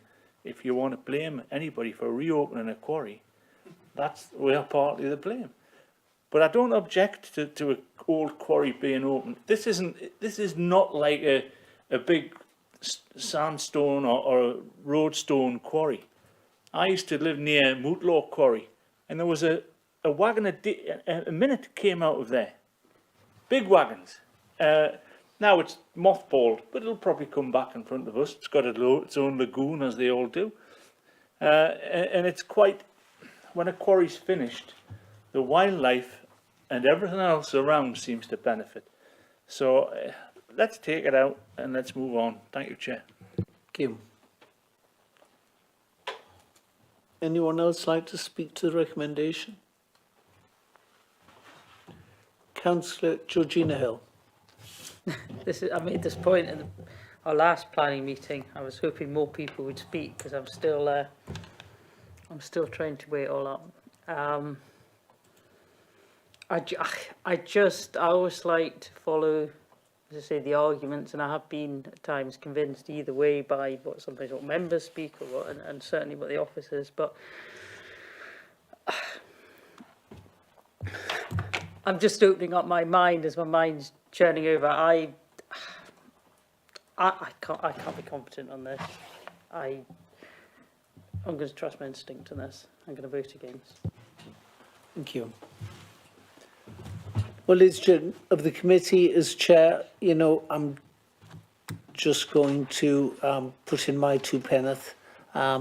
We are opening a small portion of a very large stone quarry, a stone quarry that built some, you know, fabulous buildings in its time. Obviously, you know, Newcastle Central Station, municipal buildings in Stirling, Waverley Hotel in Edinburgh, the North Bridge. So, you know, stone from this quarry did build some marvellous structures. And, you know, I think what we're doing here is we're opening up the quarry for a small amount of stone to be available for maintenance projects on these very large buildings.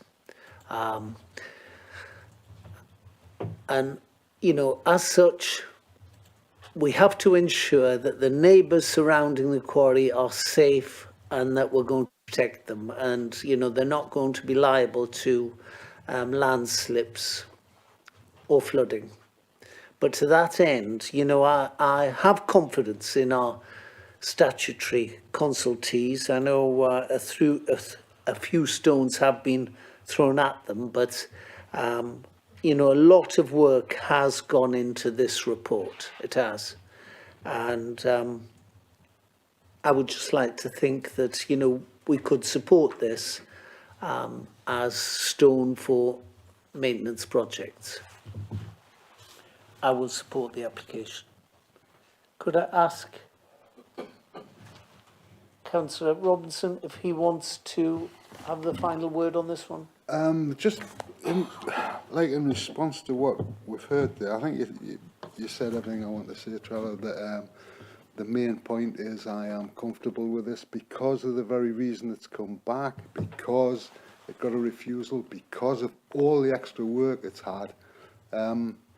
I'm fairly confident and comfortable to propose this application. I think all the boxes have been crossed, all the I's have been dotted and the T's have been crossed. over and above what was expected, so comfortable. Thank you. Thank you, sir. All those in favour of approving this application to open up the quarry?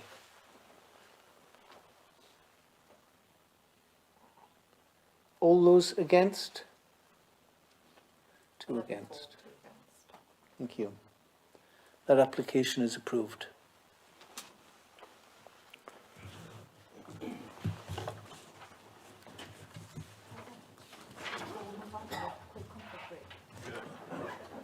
Yes, we'll have a quick comfort break for 5 minutes, 5 minutes only.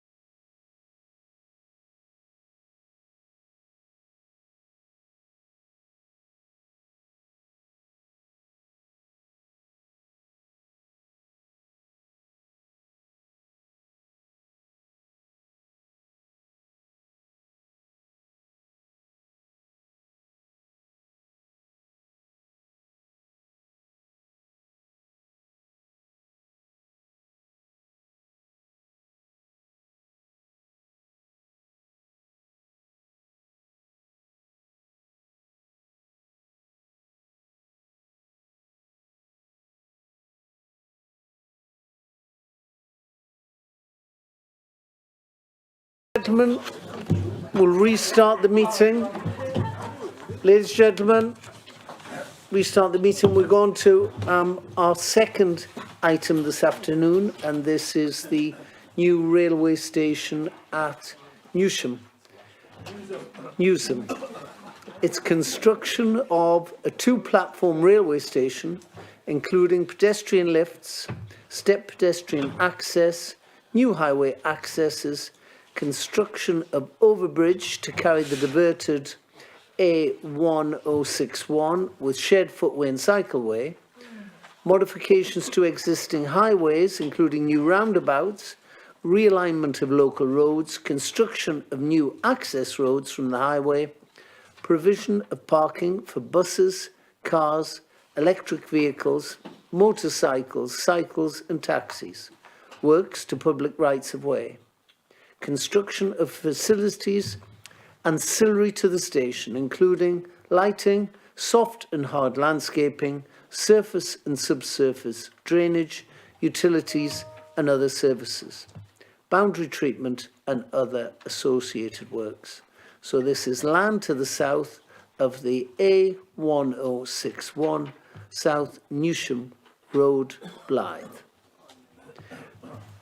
Gordon, our planning consultant, is going to take us through this application. Over to you, sir. Thank you, Chairman. I mean, you've had a long afternoon, and I'm sure you'll be saying to yourselves, right, he's only got 5 minutes, but we can't do that, I'm afraid. You know, it is the fifth of the stations that you've looked at, but we've got to go through this in quite, it's a major application, and we sort of need to give it the same level of treatment that we've given the other ones. I'll try not to repeat things that I've said before, and try and limit the presentation, but I do have a lot of slides. Right, so as I've said, you've been here before. The 6 railway stations, 5 in Northumberland, and you've granted consent to 4 already. This is for a new station at Newsham, including a 237 car parking spaces, and significantly in this one, a realigned A1061 road with a railway overpass. You've all seen that slide now several times. That's the location of the application site. So you've got this sort of, it's right on the edge of Blythe, so it's on the south western perimeter of Blythe, running north to south through that site, through that slide is the line of the railway. The A1061 road runs west to east on that slide. The area hatched is the area, the subject of this planning application, to the south of the existing A10, mainly to the south, but not exclusively to the site to the south of the A1061 road. The main elements: 2 new platforms. It's 2 in this location. Usual range of facilities. Car parks to the west and east of the railway line. 237 spaces in total. The realigned, A1061, that should be, not a B, A1061 road, closure of the existing level crossing, and that's really the sort of main reason for the need to realign the A1061 road, is the fact that all the work that's been done by Network Rail, I've been here before and I've told you that there's something like 22 level crossings along the length of this line. This is one that the A1061 is subject to levels of traffic much greater, for example, than the one at Bebbside that you looked at a couple of months ago. And given the amount of traffic using that road and projected to continue to use that road, the sort of length of queuing just would not be acceptable. This is an issue that Highways have looked into in great detail, and Chris is obviously here to talk to you about that. And no doubt he'll answer your questions on that later on. Usual thing, various highway and footwork works associated with it, various landscape proposals, off-site habitat creation because of the loss of biodiversity within the site. Key issues that are part of your report, officer recommendation to sort of grant planning permission. So that's the proposals. That shows you, running through the middle, the existing A1061 road, the sort of two car parks on either side of the railway line, the sort of larger car park to the west. Why is that the larger one? Because, sorry, the configuration of the car parks is very much dependent on the topography.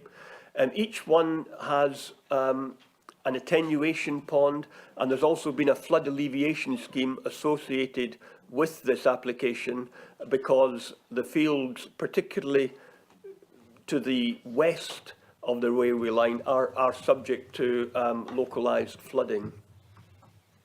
That's the sort of realigned road, roundabouts on either side, basically to take you from the existing road network up into onto the new realigned road that would pass over the railway line. That's the eastern car park with the drainage basin that shows there. Access to the to sort of that car park is from Blenheim, the sort of new small roundabout to the north of that slide at Blenheim Drive, and then leading into the car park and a circulation route through the car park. The sort of western car park, the things to notice here are that the existing A1061 road will provide, which is to the north of the car park, will provide the access into the car park, and it will also provide some car parking along its length for residents of railway cottages. And you will have seen in your report that there's a discussion on the objections that have been received from residents of railway cottages, mainly because they feel that they're losing existing car parking opportunities. There sort of is an area of a very small area of vacant land, which is currently used by about 6 of these residents. It's actually Network Rail's land. It's informal use. They aren't going to have access to that in future. And in addition, they actually park along the existing A1061 road, you know, 2 wheels on the pavement and 2 wheels on the road. I've never seen, you know, the proposal is to provide 13 car parking spaces. I've never seen 13 cars parked, but the residents don't feel that sufficient car parking is being provided. You know, highways can talk about that, but the sort of feeling is that sufficient provision is being made. Emergency vehicles, etc., can still get down the back lane of railway cottages. So the sort of proposal is felt to be acceptable in that regard. In terms of photographs, that's the existing road level crossing on the A1061. Basically, that's sort of looking west. Railway cottages that I've referred to, which is the line of cottages that you can see on the right-hand side of that photograph, and basically these are run parallel to the Northumberland line. That's another photograph of them. You can see that the sort of cottages adjacent to the line and close to the level crossing. That's looking to the south from the level crossing, and the railway platforms are down maybe about 70 to 100 metres down that length of the Northumberland line on either side, and accessed from the 2 new car parks on either side of the line. I talked about the access to the eastern car park. So that's the existing junction of the A1061 in Blagdon Drive. There would be a new roundabout, small mini roundabout created there that would provide access to the eastern car park for cars travelling from South Beach and Blythe up to the Newsham station. Some plantation woodland is going to be lost as a result of the creation of that eastern car park. That is an area of the plantation woodland that would be lost. There's a public right-of-way that runs adjacent to that, and that would require diversion as part of these proposals. That's another view of the plantation woodland that would be removed. It shows some of the flooding that's taken. That's actually in the eastern car park. The sort of, when I was there, the sort of flooding was worse on the west of the railway line. This area is within the green belt. The green belt boundary is along the A1061 road. There's a considerable section in your report that deals with green belt, because in planning policy terms, the impact on the green belt is probably the most significant planning policy issue that there is in regards to this application. It's obviously not one that necessarily local residents have been concerned about, but what we've had to do from a planning perspective is assess these proposals against the effect on openness and the effect on the principles of the green belt. The conclusion is that there will be some impact, although we don't consider that the development represents inappropriate development in the green belt, because policy does allow for infrastructure developments to be located in the green belt if they cannot be located elsewhere. And we are satisfied that there are no alternative locations to the north of the Newsham Road that sort of would be acceptable for a station, and obviously any other locations further to the south would be even further into the green belt. So we've examined these proposals very, very carefully. There would be an impact on openness, because we're talking about a realigned road that is going to go over the sort of railway. So that's introducing a new vertical element, which obviously does affect openness. So that there is a limited influence on openness, but we do not feel, but we feel that that is outweighed by the benefits of the scheme and the fact that there are strong, cogent reasons why you've got to close the level crossing and realign the road, and you cannot locate the station anywhere else. That's another view looking from the south across the field and along the sort of field boundaries in the middle of this photograph is where the station platform would be.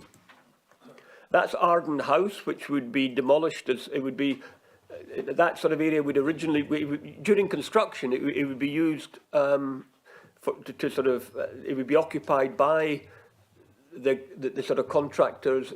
That would be used for their welfare facilities, for example, rather than bringing in porta cabins. And there's an area behind there that would be used as the construction contractor's compound during working. But at the end of the day, Arden House would be removed.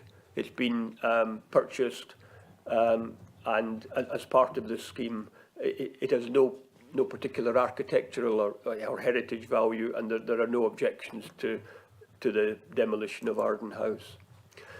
I talked about a little area of vacant land near the level crossing that is used by residents of railway cottages. This is that area. It's owned by Network Rail. It's used informally and has been for many years by residents of railway cottages.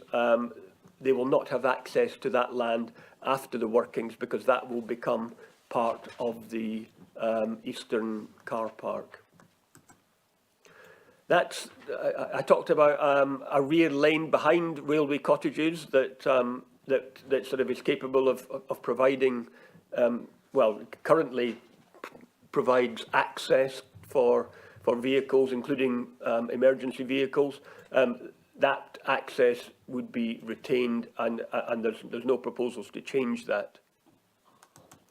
That's looking from the west along the A1061 to the level crossing and railway cottages, and that's where you can see the sort of current parking along the A1061. That area, so the proposal there is that the A61 is closed at the level crossing, but that stretch of A1061 remains open in order to access the to access the western car park. And in addition, there is some parking provision, 12 or 13 spaces, going to be created along the edge of that road. So basically providing safer parking conditions for local residents. I talked about the fact that there was more flooding in the area of the western car park. That's the sort of western car park a couple of weeks ago.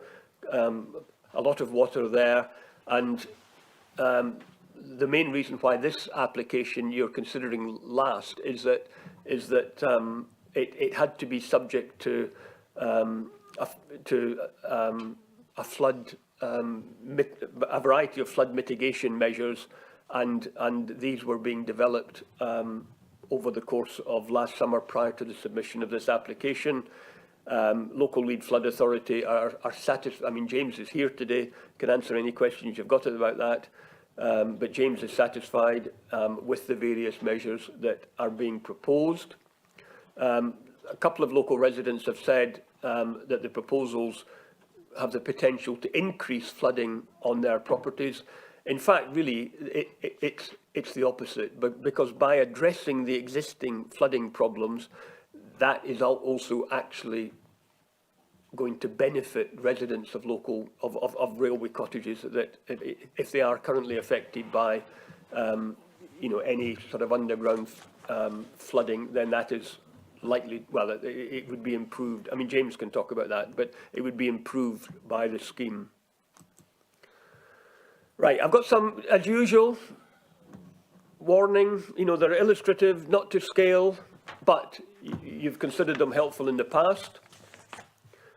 So that's the proposals from the south. You can see the sort of various housing estates that exist to the north of the A1061 road. You can see the two car parks. You can see the station platforms and the sort of bridge that will connect the two platforms and there's a lift in there as well. And then you can see the sort of realigned A1061 road. A view from the southeast showing similar sorts of things, perhaps a slightly better view of the station. Another view, this time from the southwest. A view from, I've got a view from each one. A view from the northwest. So you can see Railway Cottage along the track. You can see the two car parks. You can see the bridge that is going to be over between the two platforms with the lifts and steps up to it, and the realigned A1061 road. Another view, this time from the northeast, showing similar sorts of things.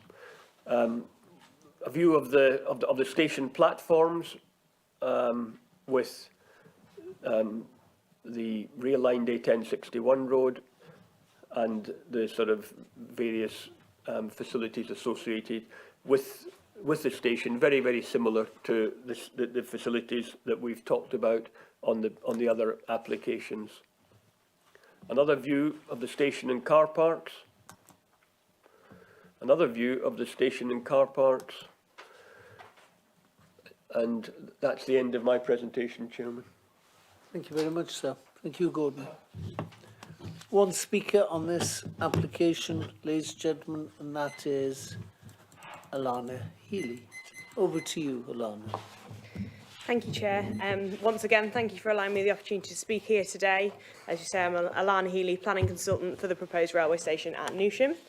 As members will be aware, the station is one of 6 new proposed stations as part of the Northumberland Line scheme, and the final station to be heard by this planning committee. It is envisaged there will be a half-hourly service with an anticipated journey time between Newsham, apologies, and Newcastle of 25 minutes, with an anticipated journey time between Newsham to Ashington of 12 minutes. As members will be aware, the application before you has been the subject of extensive consultations with officers and other stakeholders, both before and after planning submission. You will also recall there's been a significant public consultation exercise whereupon several hundred people wrote to support the overall scheme.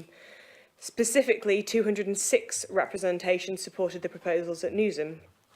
Such support confirms there is significant public interest in the development of a railway station at this location. The applicant recognises concerns raised by residents relating to the impact of the proposals on the existing curb-based parking arrangement. To address those concerns received, the submitted proposals seek to safeguard and formalise the existing arrangement. The area proposed to be formalised has been maximised within the constraints of the site. The officer report confirms that County Highways support this provision in order to improve safety for road users accessing the station. The introduction of passenger trains onto the railway line increases the frequency of closures and the risk of accidents at level crossings. At Newsham, a risk assessment undertaken by Network Rail concluded that closure of the level crossing was the safest intervention. The proposed bridge provides a diversion which will remove the delays associated with queuing at a level crossing, whilst improving safety for road users and meeting the relevant industry safety requirements. The proposals have been thoroughly assessed by your highways officers, who have confirmed the proposals are appropriate, subject to the imposition of conditions. The submitted documents provide a robust case demonstrating the application is in accordance with those relevant planning policies. Policies within both the adopted Blythe Valley Local Plan and the emerging Northumberland Local Plan identify Newsham as a safeguarded location for a future railway station. Furthermore, the proposed development has been assessed and is considered to be appropriate development within the Green Belt in accordance with those relevant planning policies, which the officer report confirms. The station and wider scheme will deliver the transport infrastructure which is required to attract inward investment into Blythe and South East Northumberland more widely. The proposed railway station will support Blythe's role as a key economic site and aspirations for economic growth in Blythe and the South East. The station is a sustainable development which both national and local planning policies confirm should be supported. When balancing the objections made to the application against the significant economic, social and environmental benefits of the scheme, we believe the application ought to be approved. The application has been thoroughly assessed by planning, highways and other local authority officers and is found to be in accordance with the relevant planning policies, and there are no material considerations to indicate permission should not be granted. I would respectfully ask members to accept the planning officer's recommendation to approve the application. Thank you for your time and consideration as always. Thank you. Ladies and gentlemen of the committee, questions to your planning officer. Councillor Jeff Reid. Thanks, Chair. Just a couple of, well, more than a couple of things. I was contacted by a resident who was concerned that the cycleway and the footpath on the road had been reduced in size, and I couldn't find it in the documentation, so I think he must have been reading it somewhere else. But I just, you know, if we're sort of if we're trying to get people to use cycles more often, then this is the perfect opportunity to have like a Rolls Royce of a scheme to have a footpath and a cycle path on the new road. So if I could have some explanation of where we are with that. I do hope, and I'm sure you're going to confirm this, that is going to be built before they shut the crossing, because at the moment we've got quite a few problems with diversions and roads being dug up and Blythe, and it is not a happy experience at the moment. Could I ask how high the fences are along there from the car park to, particularly the bit where the crossing is going to disappear? Is that going to be re-engineered somehow? And what kind of fence and how high is it going to be? And I think that's probably all the questions I have at the moment, apart from perhaps we should call the station something else if everybody's going to mispronounce it, Chair. Makes it more interesting that way, Councillor Jeffrey. You can correct them. So, questions to the planning officer?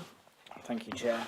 The proposed routes for cyclists and pedestrians are 3 metre wide shared use paths on the current plan submitted. So those are well within standard for shared use facilities. So I think that'll also be to a similar calibre as the ones we were promoting for British Volt. So I'm fairly pleased with the quality that's going to be provided, and certainly the quality of the facility won't be the reason why people aren't using it there.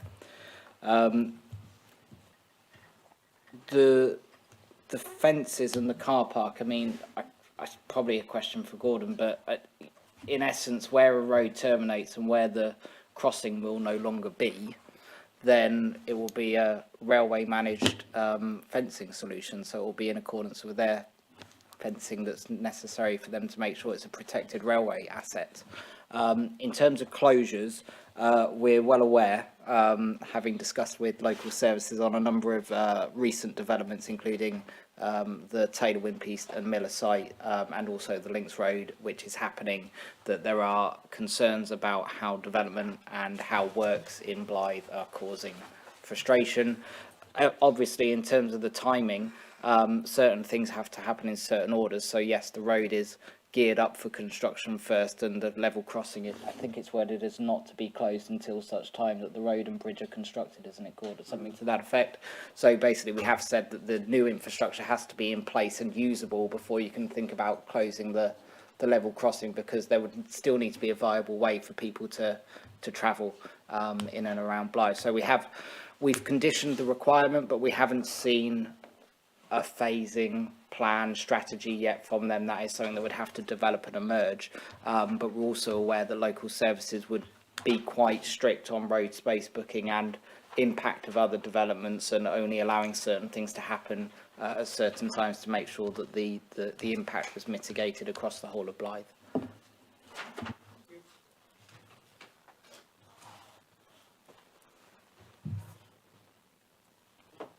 Thanks. More questions? Councillor Swinbank, yeah. Thank you, Chair. I just want to ask about the green space, really. Obviously, particularly from the representation there, there's at least as much green space as there is hard surface space. Presumably, it's all going to be, in a sense, fenced off from the public. I'm just wondering what the treatment of that green space is. Well, it's a variety of treatments. I mean, there sort of is going to be some tree planting, and there is going to be some sort of other types of landscaping. Is it all going to be fenced off? Not necessarily. I mean, there is obviously going to be safety fencing, I would imagine, in certain areas.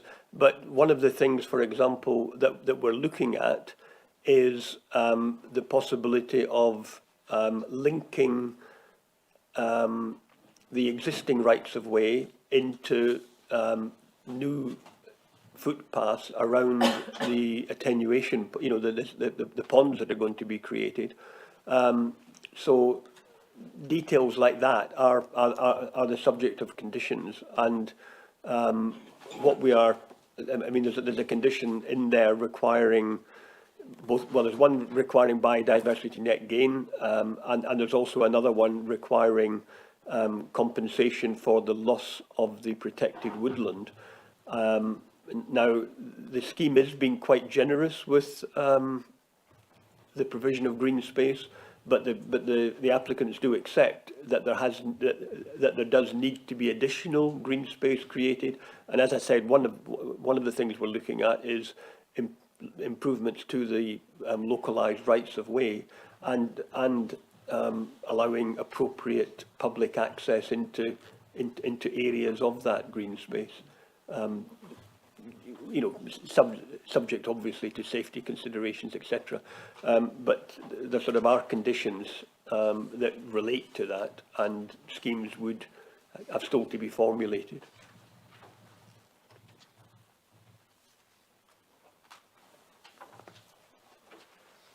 Any more questions? Yeah, I've just seen something else. In the photographs, there's a telecom mast there. Is that staying, or is it going, or you know, is that going to disrupt Wi-Fi and things while they shift it, or what's the plan with that? Well, there will be a need as part of these development proposals, as there have been in all of them, to sort of look at any implications for utility connections. But I mean, there is, you know, if there are existing utility connections, they will be that need to be replaced or put in a different location. Then that is covered by the scheme. So there won't be any loss of utility connections to the local area. I mean, I'm trying to get the slides back. Councillor Wallace. Thanks, Chair. Just a short question, and I hope a quick answer. If permission's granted for museum, when is it likely to start? When would it likely to be completed? Because this is a big, ambitious scheme, and I'm quietly confident normal road users will appreciate the fact that you are taking away the gates, having been a frequent road user for many years on that piece of road. Thank you. Right. I should have actually made one correction in the report. I think the report talks about a construction time of between 11 and 15 months. Now that a contractor has been appointed for the Northumberland Line scheme, their estimates are that it could take up to 19 months to start and to sort of build this scheme. This is the most ambitious. Well, is ambitious the right word? It's probably the sort of largest of the 5 station proposals, because it does have this realigned road as well as the railway station. Pre-commencement works will start immediately. So as part of these proposals, they have actually submitted what are called enabling work proposals, and that is to allow them to get in. If you grant permission today, they will be going in and clearing vegetation, for example, along the line, because if you don't do that now, it's got to be done before the nesting season, and if it wasn't done during March, there's a potential of 5 or 6 months delay to the scheme.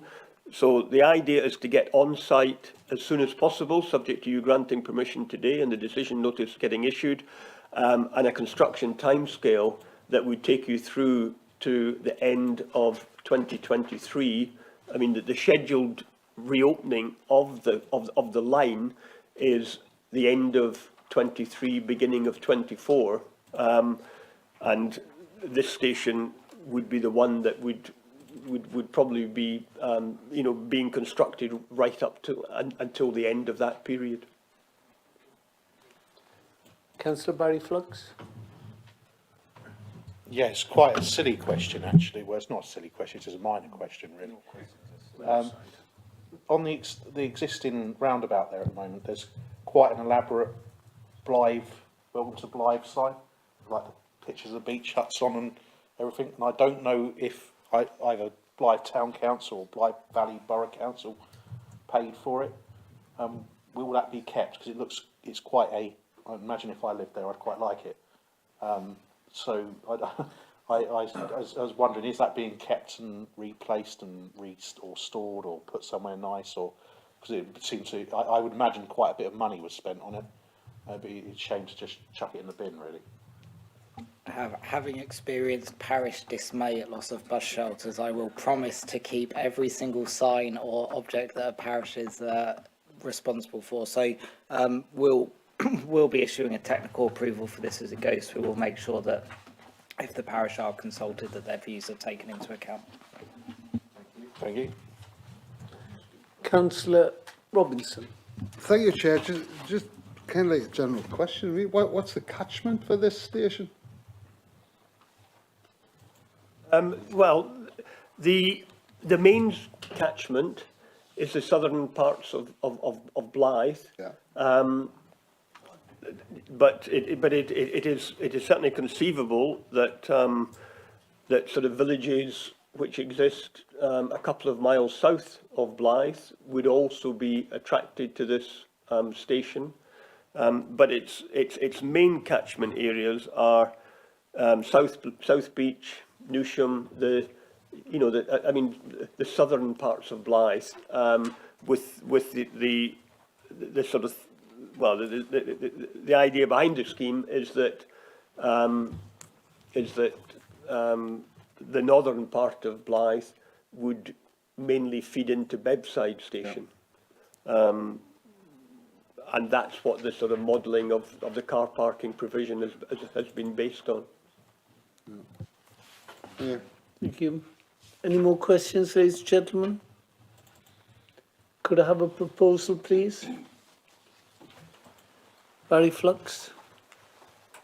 I'd like to propose approval in line with the officer recommendations.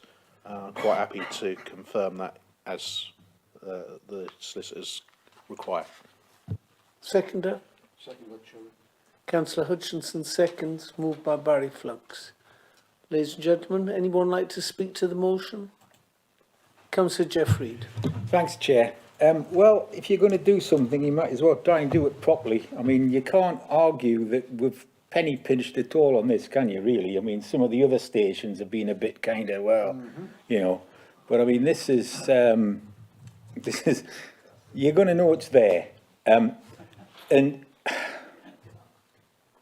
mean, I'll not go through my hatred of the whole thing, because I'm sure you're bored of it by now. But it's not a planning matter, Councillor. Well, no, you're right, it's not. It's a matter of principle. Indeed. But never mind.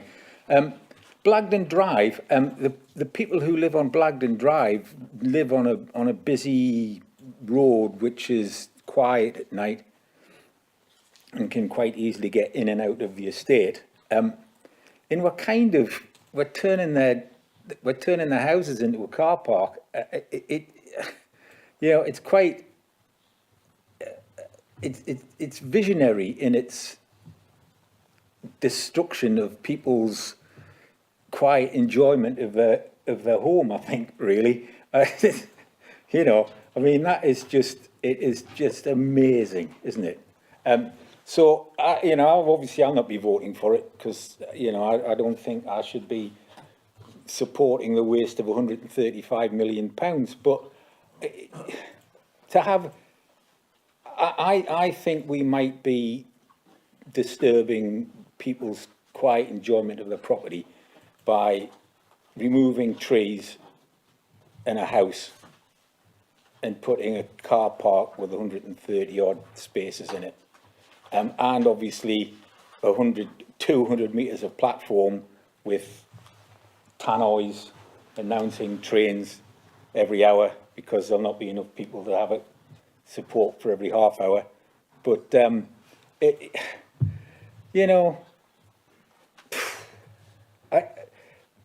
it's a radical solution, and I admire the people that have thought that's the solution. And I always am amazed when you go to see these big projects that at the moment, if you go down there tomorrow, you'll see what it is. It's fields and it's an old railway crossing. And I admire when people turn up and they start building things on the first day, and 2.5 years later, the thing that is out of the ground and it is what it is. So, well done for that. But obviously I hate it. Okay. Thank you, Councillor Reid. Georgina Hill. Thank you. I mean, we did go over a lot of the sort of reasons that's put very well about the need for such large car parks. I feel we haven't spoken about this enough, but we have discussed, you know, obviously similar applications. I mean, I'm actually all for it, and I think if we follow Councillor Reid's argument, then about destroying people's enjoyment, I think you just would never have had any railways at all. So I'm all for this. Thank you. Any more debate? A vote maybe? Oh. Yeah. Councillor Barry Flux. Yeah, I was going to sum up. That's why I didn't put my hand up. Unless you want to sum up after me, that's fine. Don't. But what I was just going to say was, well, on Georgina Hill's point, the Victorians liked building railway lines next to castles in the centre of Newcastle, didn't they? You know, can we imagine that in today's world? If planning an application to build a railway line right beside a historic castle, but no. I don't like the existing roundabout there. I've driven past that. I don't like driving past it. I think it's a horrible roundabout to drive past. Drove along it a lot of times when I was learning to drive. I did nearly crash once, but I don't like the crossing as it is at the moment. So we've got a solution here which gets rid of both of those issues. I think the idea that residents there might not like it, well, possibly some don't, but for me it's more transformative than destructive. These people are now going to have a serving railway line straight into the centre of Newcastle in 22 minutes, as we hear, and 13 minutes up to Ashington. And you know, if I lived there, I'd be delighted that was coming to my doorstep. To be perfectly honest, I'd be delighted that I didn't have to do that crossing every single day, as I did if I lived there. I'd be delighted about everything about this one, and as people said, this one hasn't been done on the cheap. It is a Rolls-Royce kind of solution, I think, to be honest. And as far as I'm concerned, I think this is one of the better ones we're approving, actually. And I will gladly say, let's get on with it. Let's approve it. And we haven't got any more of these to come, have we? This is our last railway station. So, ladies and gentlemen, it's been moved and seconded. All those in favour? Anyone against? Abstention? Thank you, Councillor Reid.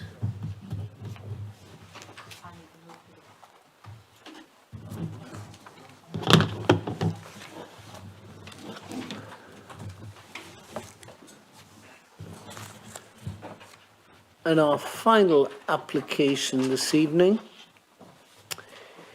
is at S&D Kenilworth Road, Ashington. It's an outline application seeking approval for access for construction of two-storey 58-bedroom care home and associated but physically separate single-storey 12-bedroom specialist unit with associated parking and hard and soft landscaping. And the planning officer is Mr. Richard Loughton. He's going to take us through this one. Richard, over to you. Okay, thank you, Chair. Okay, so the application is seeking outline approval for the construction of a two-storey 58-bed care home and a single-storey 12-bedroom specialist unit at S&D Kenilworth Road in Ashington.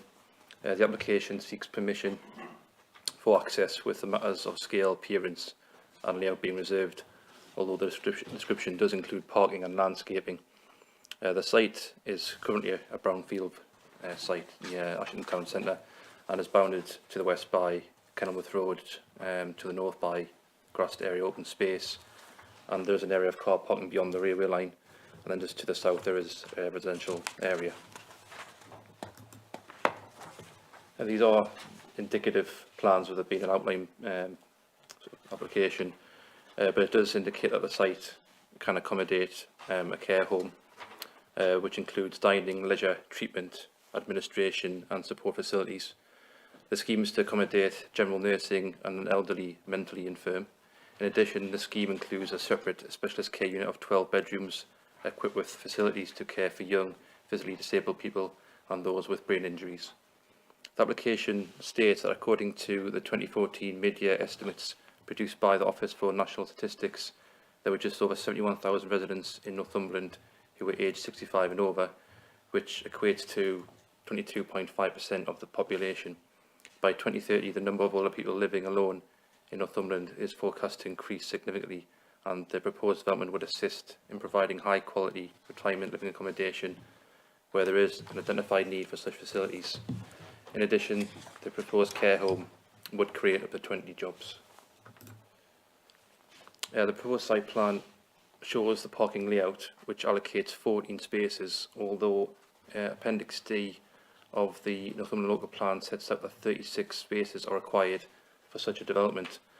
Highways Development Management have also raised concerns in relation to the conflict between the pedestrian route between buildings and the potential conflict with reversing large vehicles, as shown in the visibility display that sort of encroaches over the pedestrian access to the north or the middle area of the site.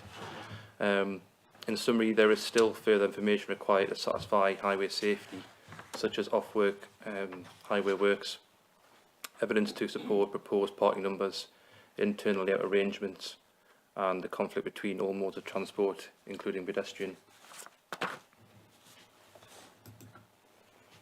The site is also part of a recently approved application for a car park to serve the new Ashington Line railway station, which was approved in September 2021. The site plan shows the application site would serve essential car park facilities for the Ashington station. There was a Transport and Works Act order public inquiry on various aspects of the Northumberland Line scheme last November for the compulsory acquisition of the land. The inspector's decision, however, is still pending. However, this is a separate issue to planning and not a material consideration for this application. As highlighted in the committee report, there is a clear intention to develop the land for the Northumberland Line, which is supported by representations including Ashington Town Council, Network Rail and also the extant permission. So whilst a care home may be suitable on a brownfield site in a sustainable location, it is considered that there is an overriding requirement for the progression of rail services on a strategic level to benefit the wider community of Ashington and South East Northumberland. The application therefore would not accord with policy T1 of the Wansbeck Local Plan, as the proposed site is required for the associated facilities in the development of Ashington Station and should be safeguarded for such purposes. This approach is similarly supported by policy TRA5 of the draft Northumberland Local Plan. As a form of some updates, there was some late representations which were received by NCC Adult Services and a local resident. Adult Services object to the scheme and have identified concerns with the committee report when it claims that there is identified need for a care home in the area. In particular, the report states in paragraph 7.2 of a shortfall of residential care homes for older people in all former district areas. So I'll just read out Adult Services commented by saying, although there is a need for independent supported living in the area for younger adults with learning disabilities, and potentially there could be need, although not yet demonstrated, for independent supported living for all adults, there is no demonstrated need for residential care facilities in the area.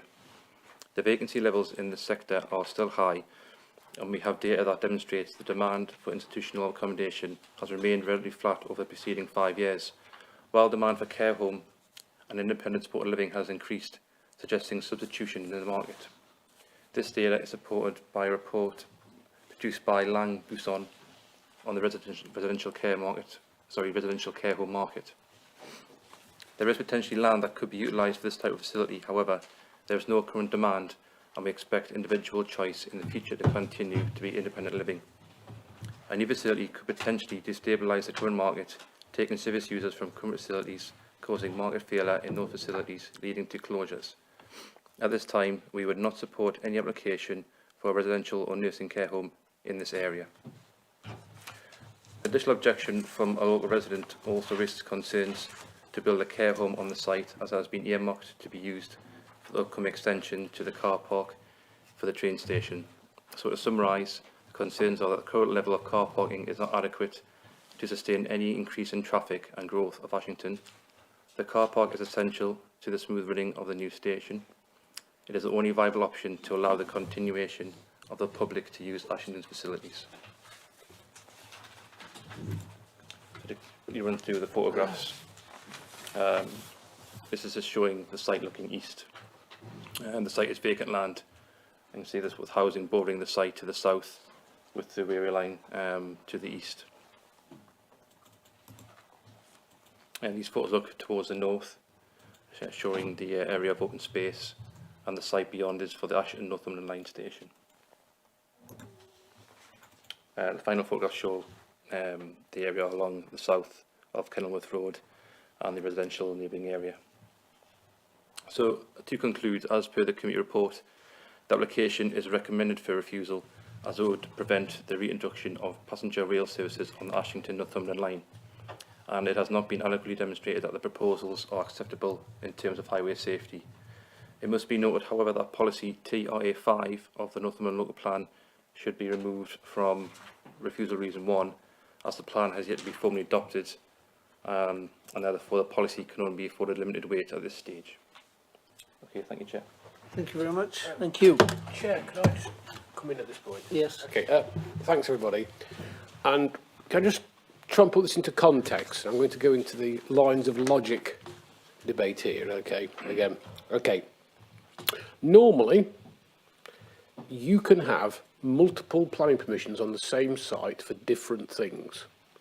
And the existence of another planning permission should not be regarded as material to coming up the decision on another application. For example, if someone's put application in for 4 houses, and then someone comes along and puts an application in for a shop, if both of those schemes are acceptable, the existence of the other one is just a matter of, commercial issues between the landowner's choice. Okay, this is something different, though.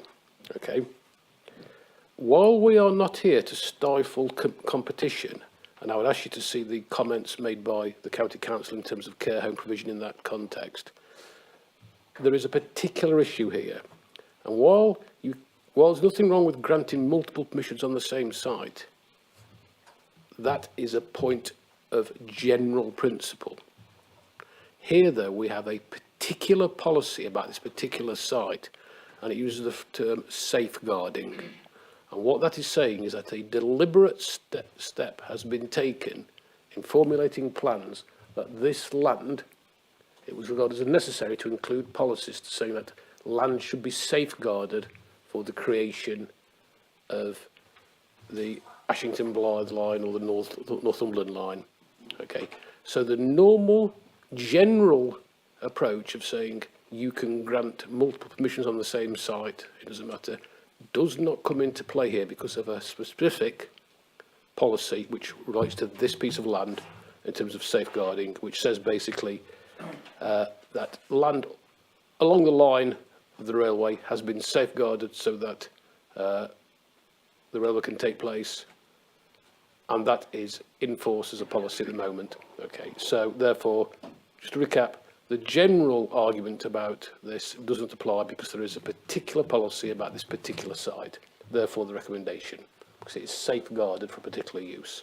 Okay, but in future, if you're presented with this argument and there is no safeguarding policy, then you shouldn't be saying, well, you could do X instead of Y. You can grant planning permission for multiple issues. This is something different, though. Thank you. Thank you, Rob.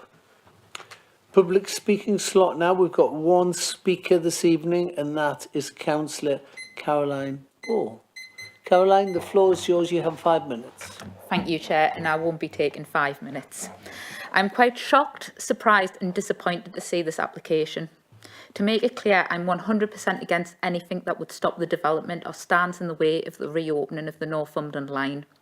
But would this application be anything but approved if it was not earmarked for car parking for a new train station?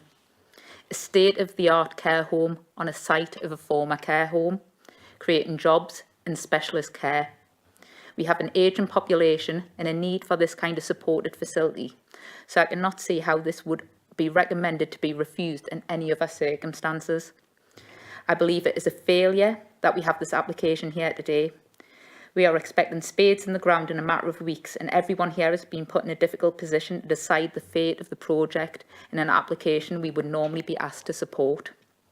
I'm saddened that the situation was not settled before today. is cannot see how anyone can refuse that application and hope that any decision made does not have a knock-on effect to the future of the opening of the train line or delays the project due to the appeals process. That's all I have to say on the matter, but I am really disappointed to see this here today. Thank you. Thank you. Yeah, just one point of clarification on this. Yeah, I can understand where you're coming from on this.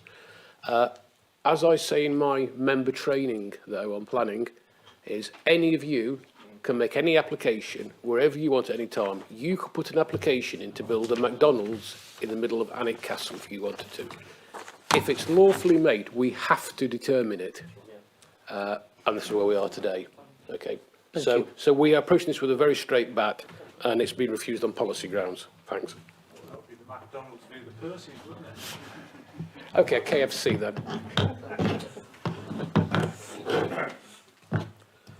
Questions to the planning officers? Councillor Wallace.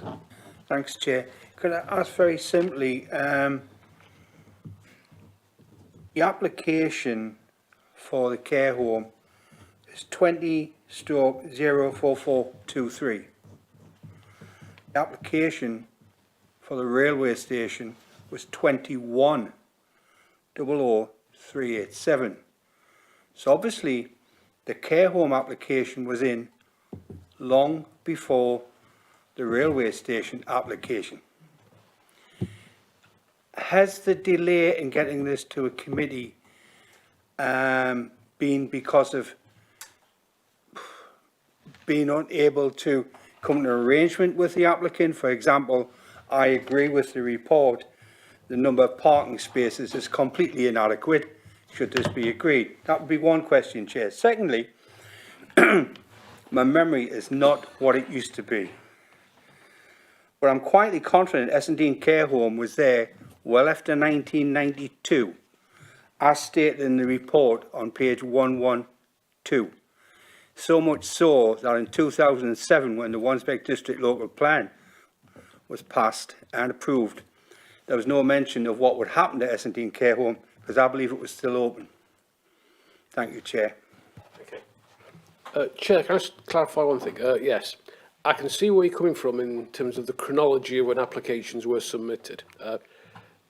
The context for this, and I'm making no comment as such by this, is that the consultation and discussion about the location of the stations was taking place at the time that this application was made.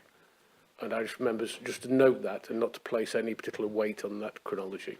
Okay, thanks. Thank you. Has the planning officer anything to add? Yeah, I take the point that there has been a delay in terms of how long it's taken to do the application. It's not been a straightforward application, as is planning. You know, there's always issues. In this particular case, the concern was that the site itself isn't identified as allocated for any particular purpose or use within the proposal map. So at the time of submission, there was no permission for the railway line. So it was how much weight do you give that safeguarding policy when there's no actually permission in place. So over time, trying to get resolved over the issues, there is now a sort of a greater need for the railway line with the permission in place. So there is a clear intention to develop the land now. So I think over time, there was a now on balance, we can give more weight to the safeguarding policy. So it hasn't been a straightforward application. I take your point again on the how long it's taken, but as I say, it's identified in the report that we'll have to take every application until merits, and we are coming closer now to the Northumberland Local Plan, and the policy is kind of similar to what's in the Wansbeck Local Plan. So although there are modifications to that policy, the inspector has in general said that the plan is hopefully it's going to be sound. So, but there is a clear intention to retain this safeguarding policy with the existing permission in place. So over time, I think we've allowed to give more weight to this safeguarding policy, and also delays with, unfortunately, with some issues, resolving technical issues. So that's kind of why it has been a delayed sort of process up till now. Can I say thank you, Chair? The reason I asked the question was I actually moved the application for the railway station But in 2020, I was not a member of this council.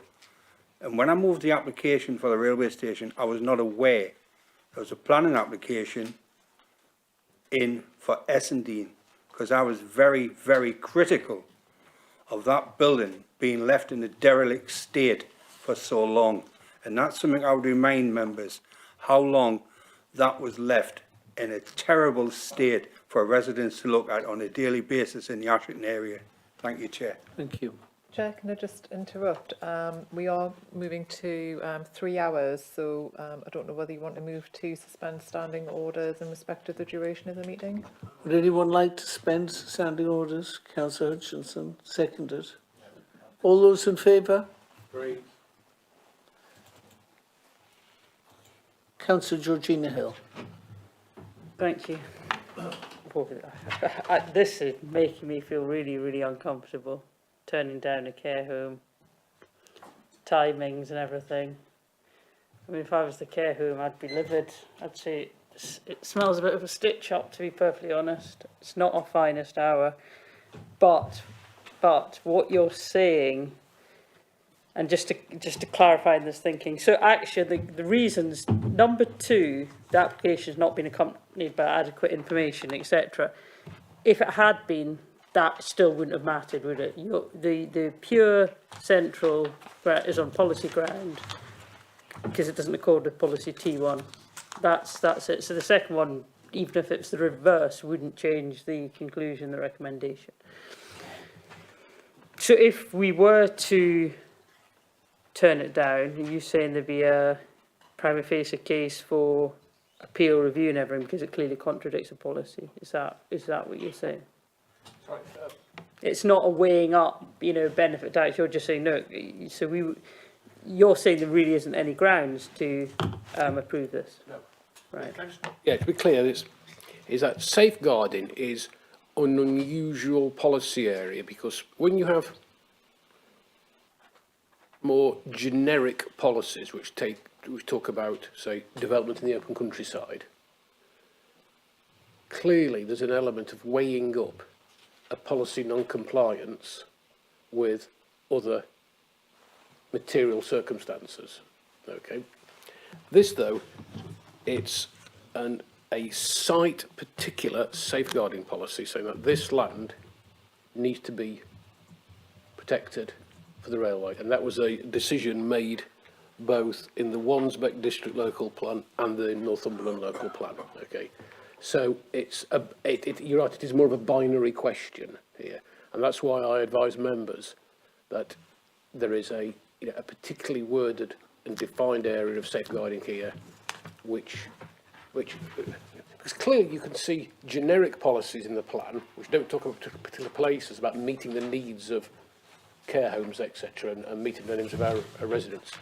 But like any point of logic like this in terms of interpreting plan, where there's a general policy and a specific policy, you don't try and read them as being the same thing. So if there's a specific, that should take precedence. And this is unambiguously a case where there's a specific policy about this parcel of land. And in terms of the second reason for refusal, Chris may want to come in here, but you'll probably have seen a number of refusals where there are things like the inability of a scheme to contribute to the required Section 106 requirements, etc. It's because is clearly that because it falls at the first, then it would not be reasonable either for us to push the applicant to do all the full work on the second area, because it would be abortive work if we were to recommend refusal anyway.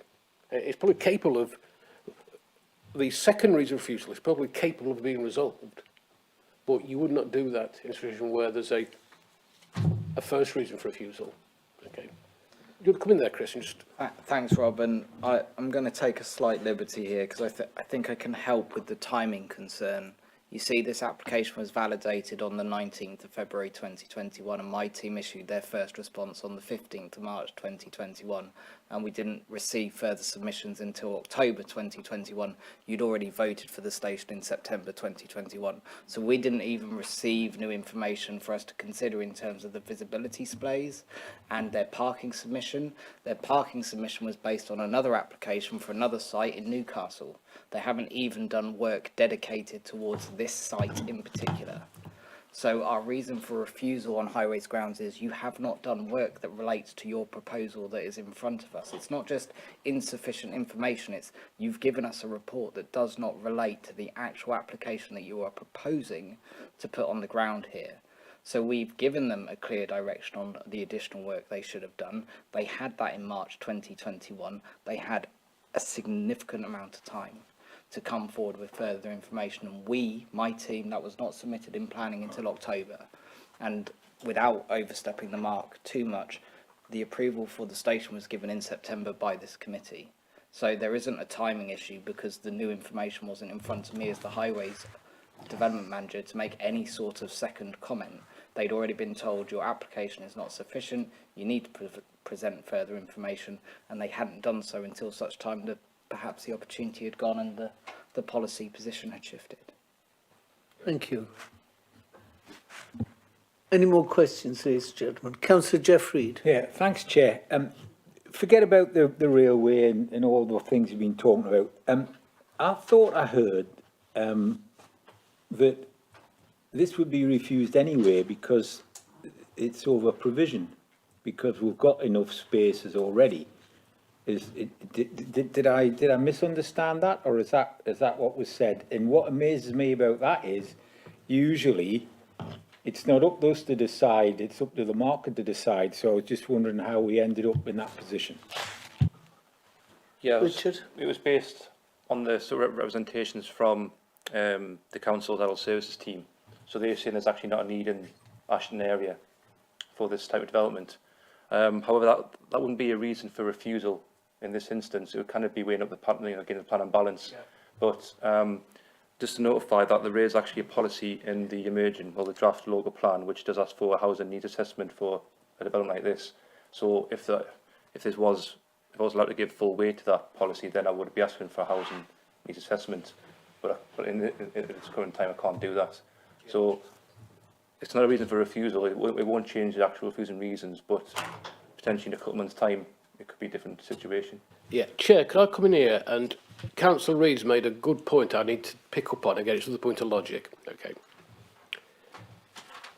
Often we get applications, and you're right, I said earlier on, we're not here to stifle competition, okay? But we will always ask the information about the need for a facility, because actually, it's going back to that balancing harm versus benefit. If you've got potentially a series of harms identified, sometimes actually the need can be so significant, you start to put a lot of weight on the need.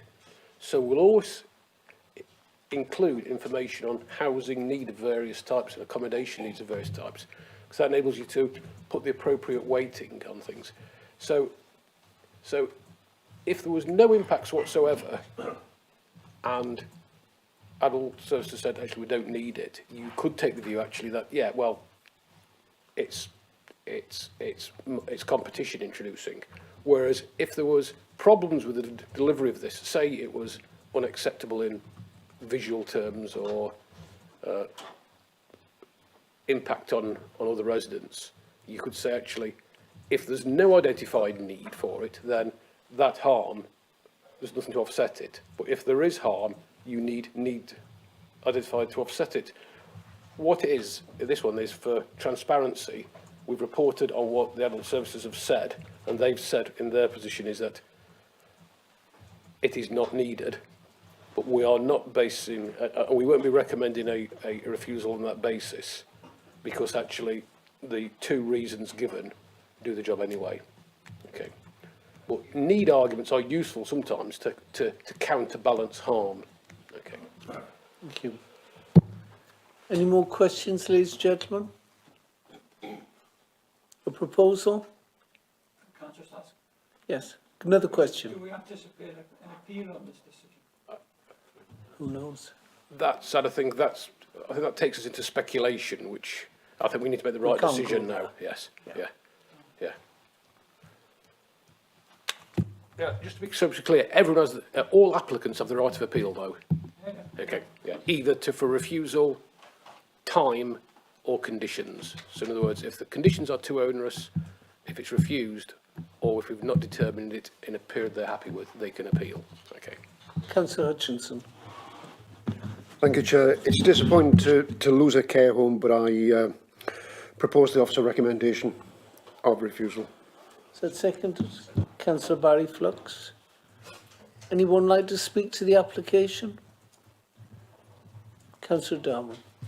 Yeah, thanks, Chair. I sit with Councillor Hill on this as well. It is disappointing to refuse a care home. It's an existing care home site, but apart from that, the plans look quite squashed. We haven't discussed parking, various other situations.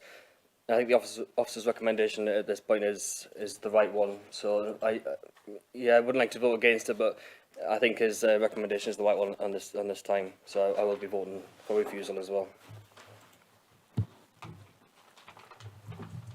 Nobody else? All those in favour of this application to refuse? Oh, sorry. No, it's okay, Chairman. I think everything's been said. Thank you. So we've got a recommendation to refuse here. All those in favour of the refusal?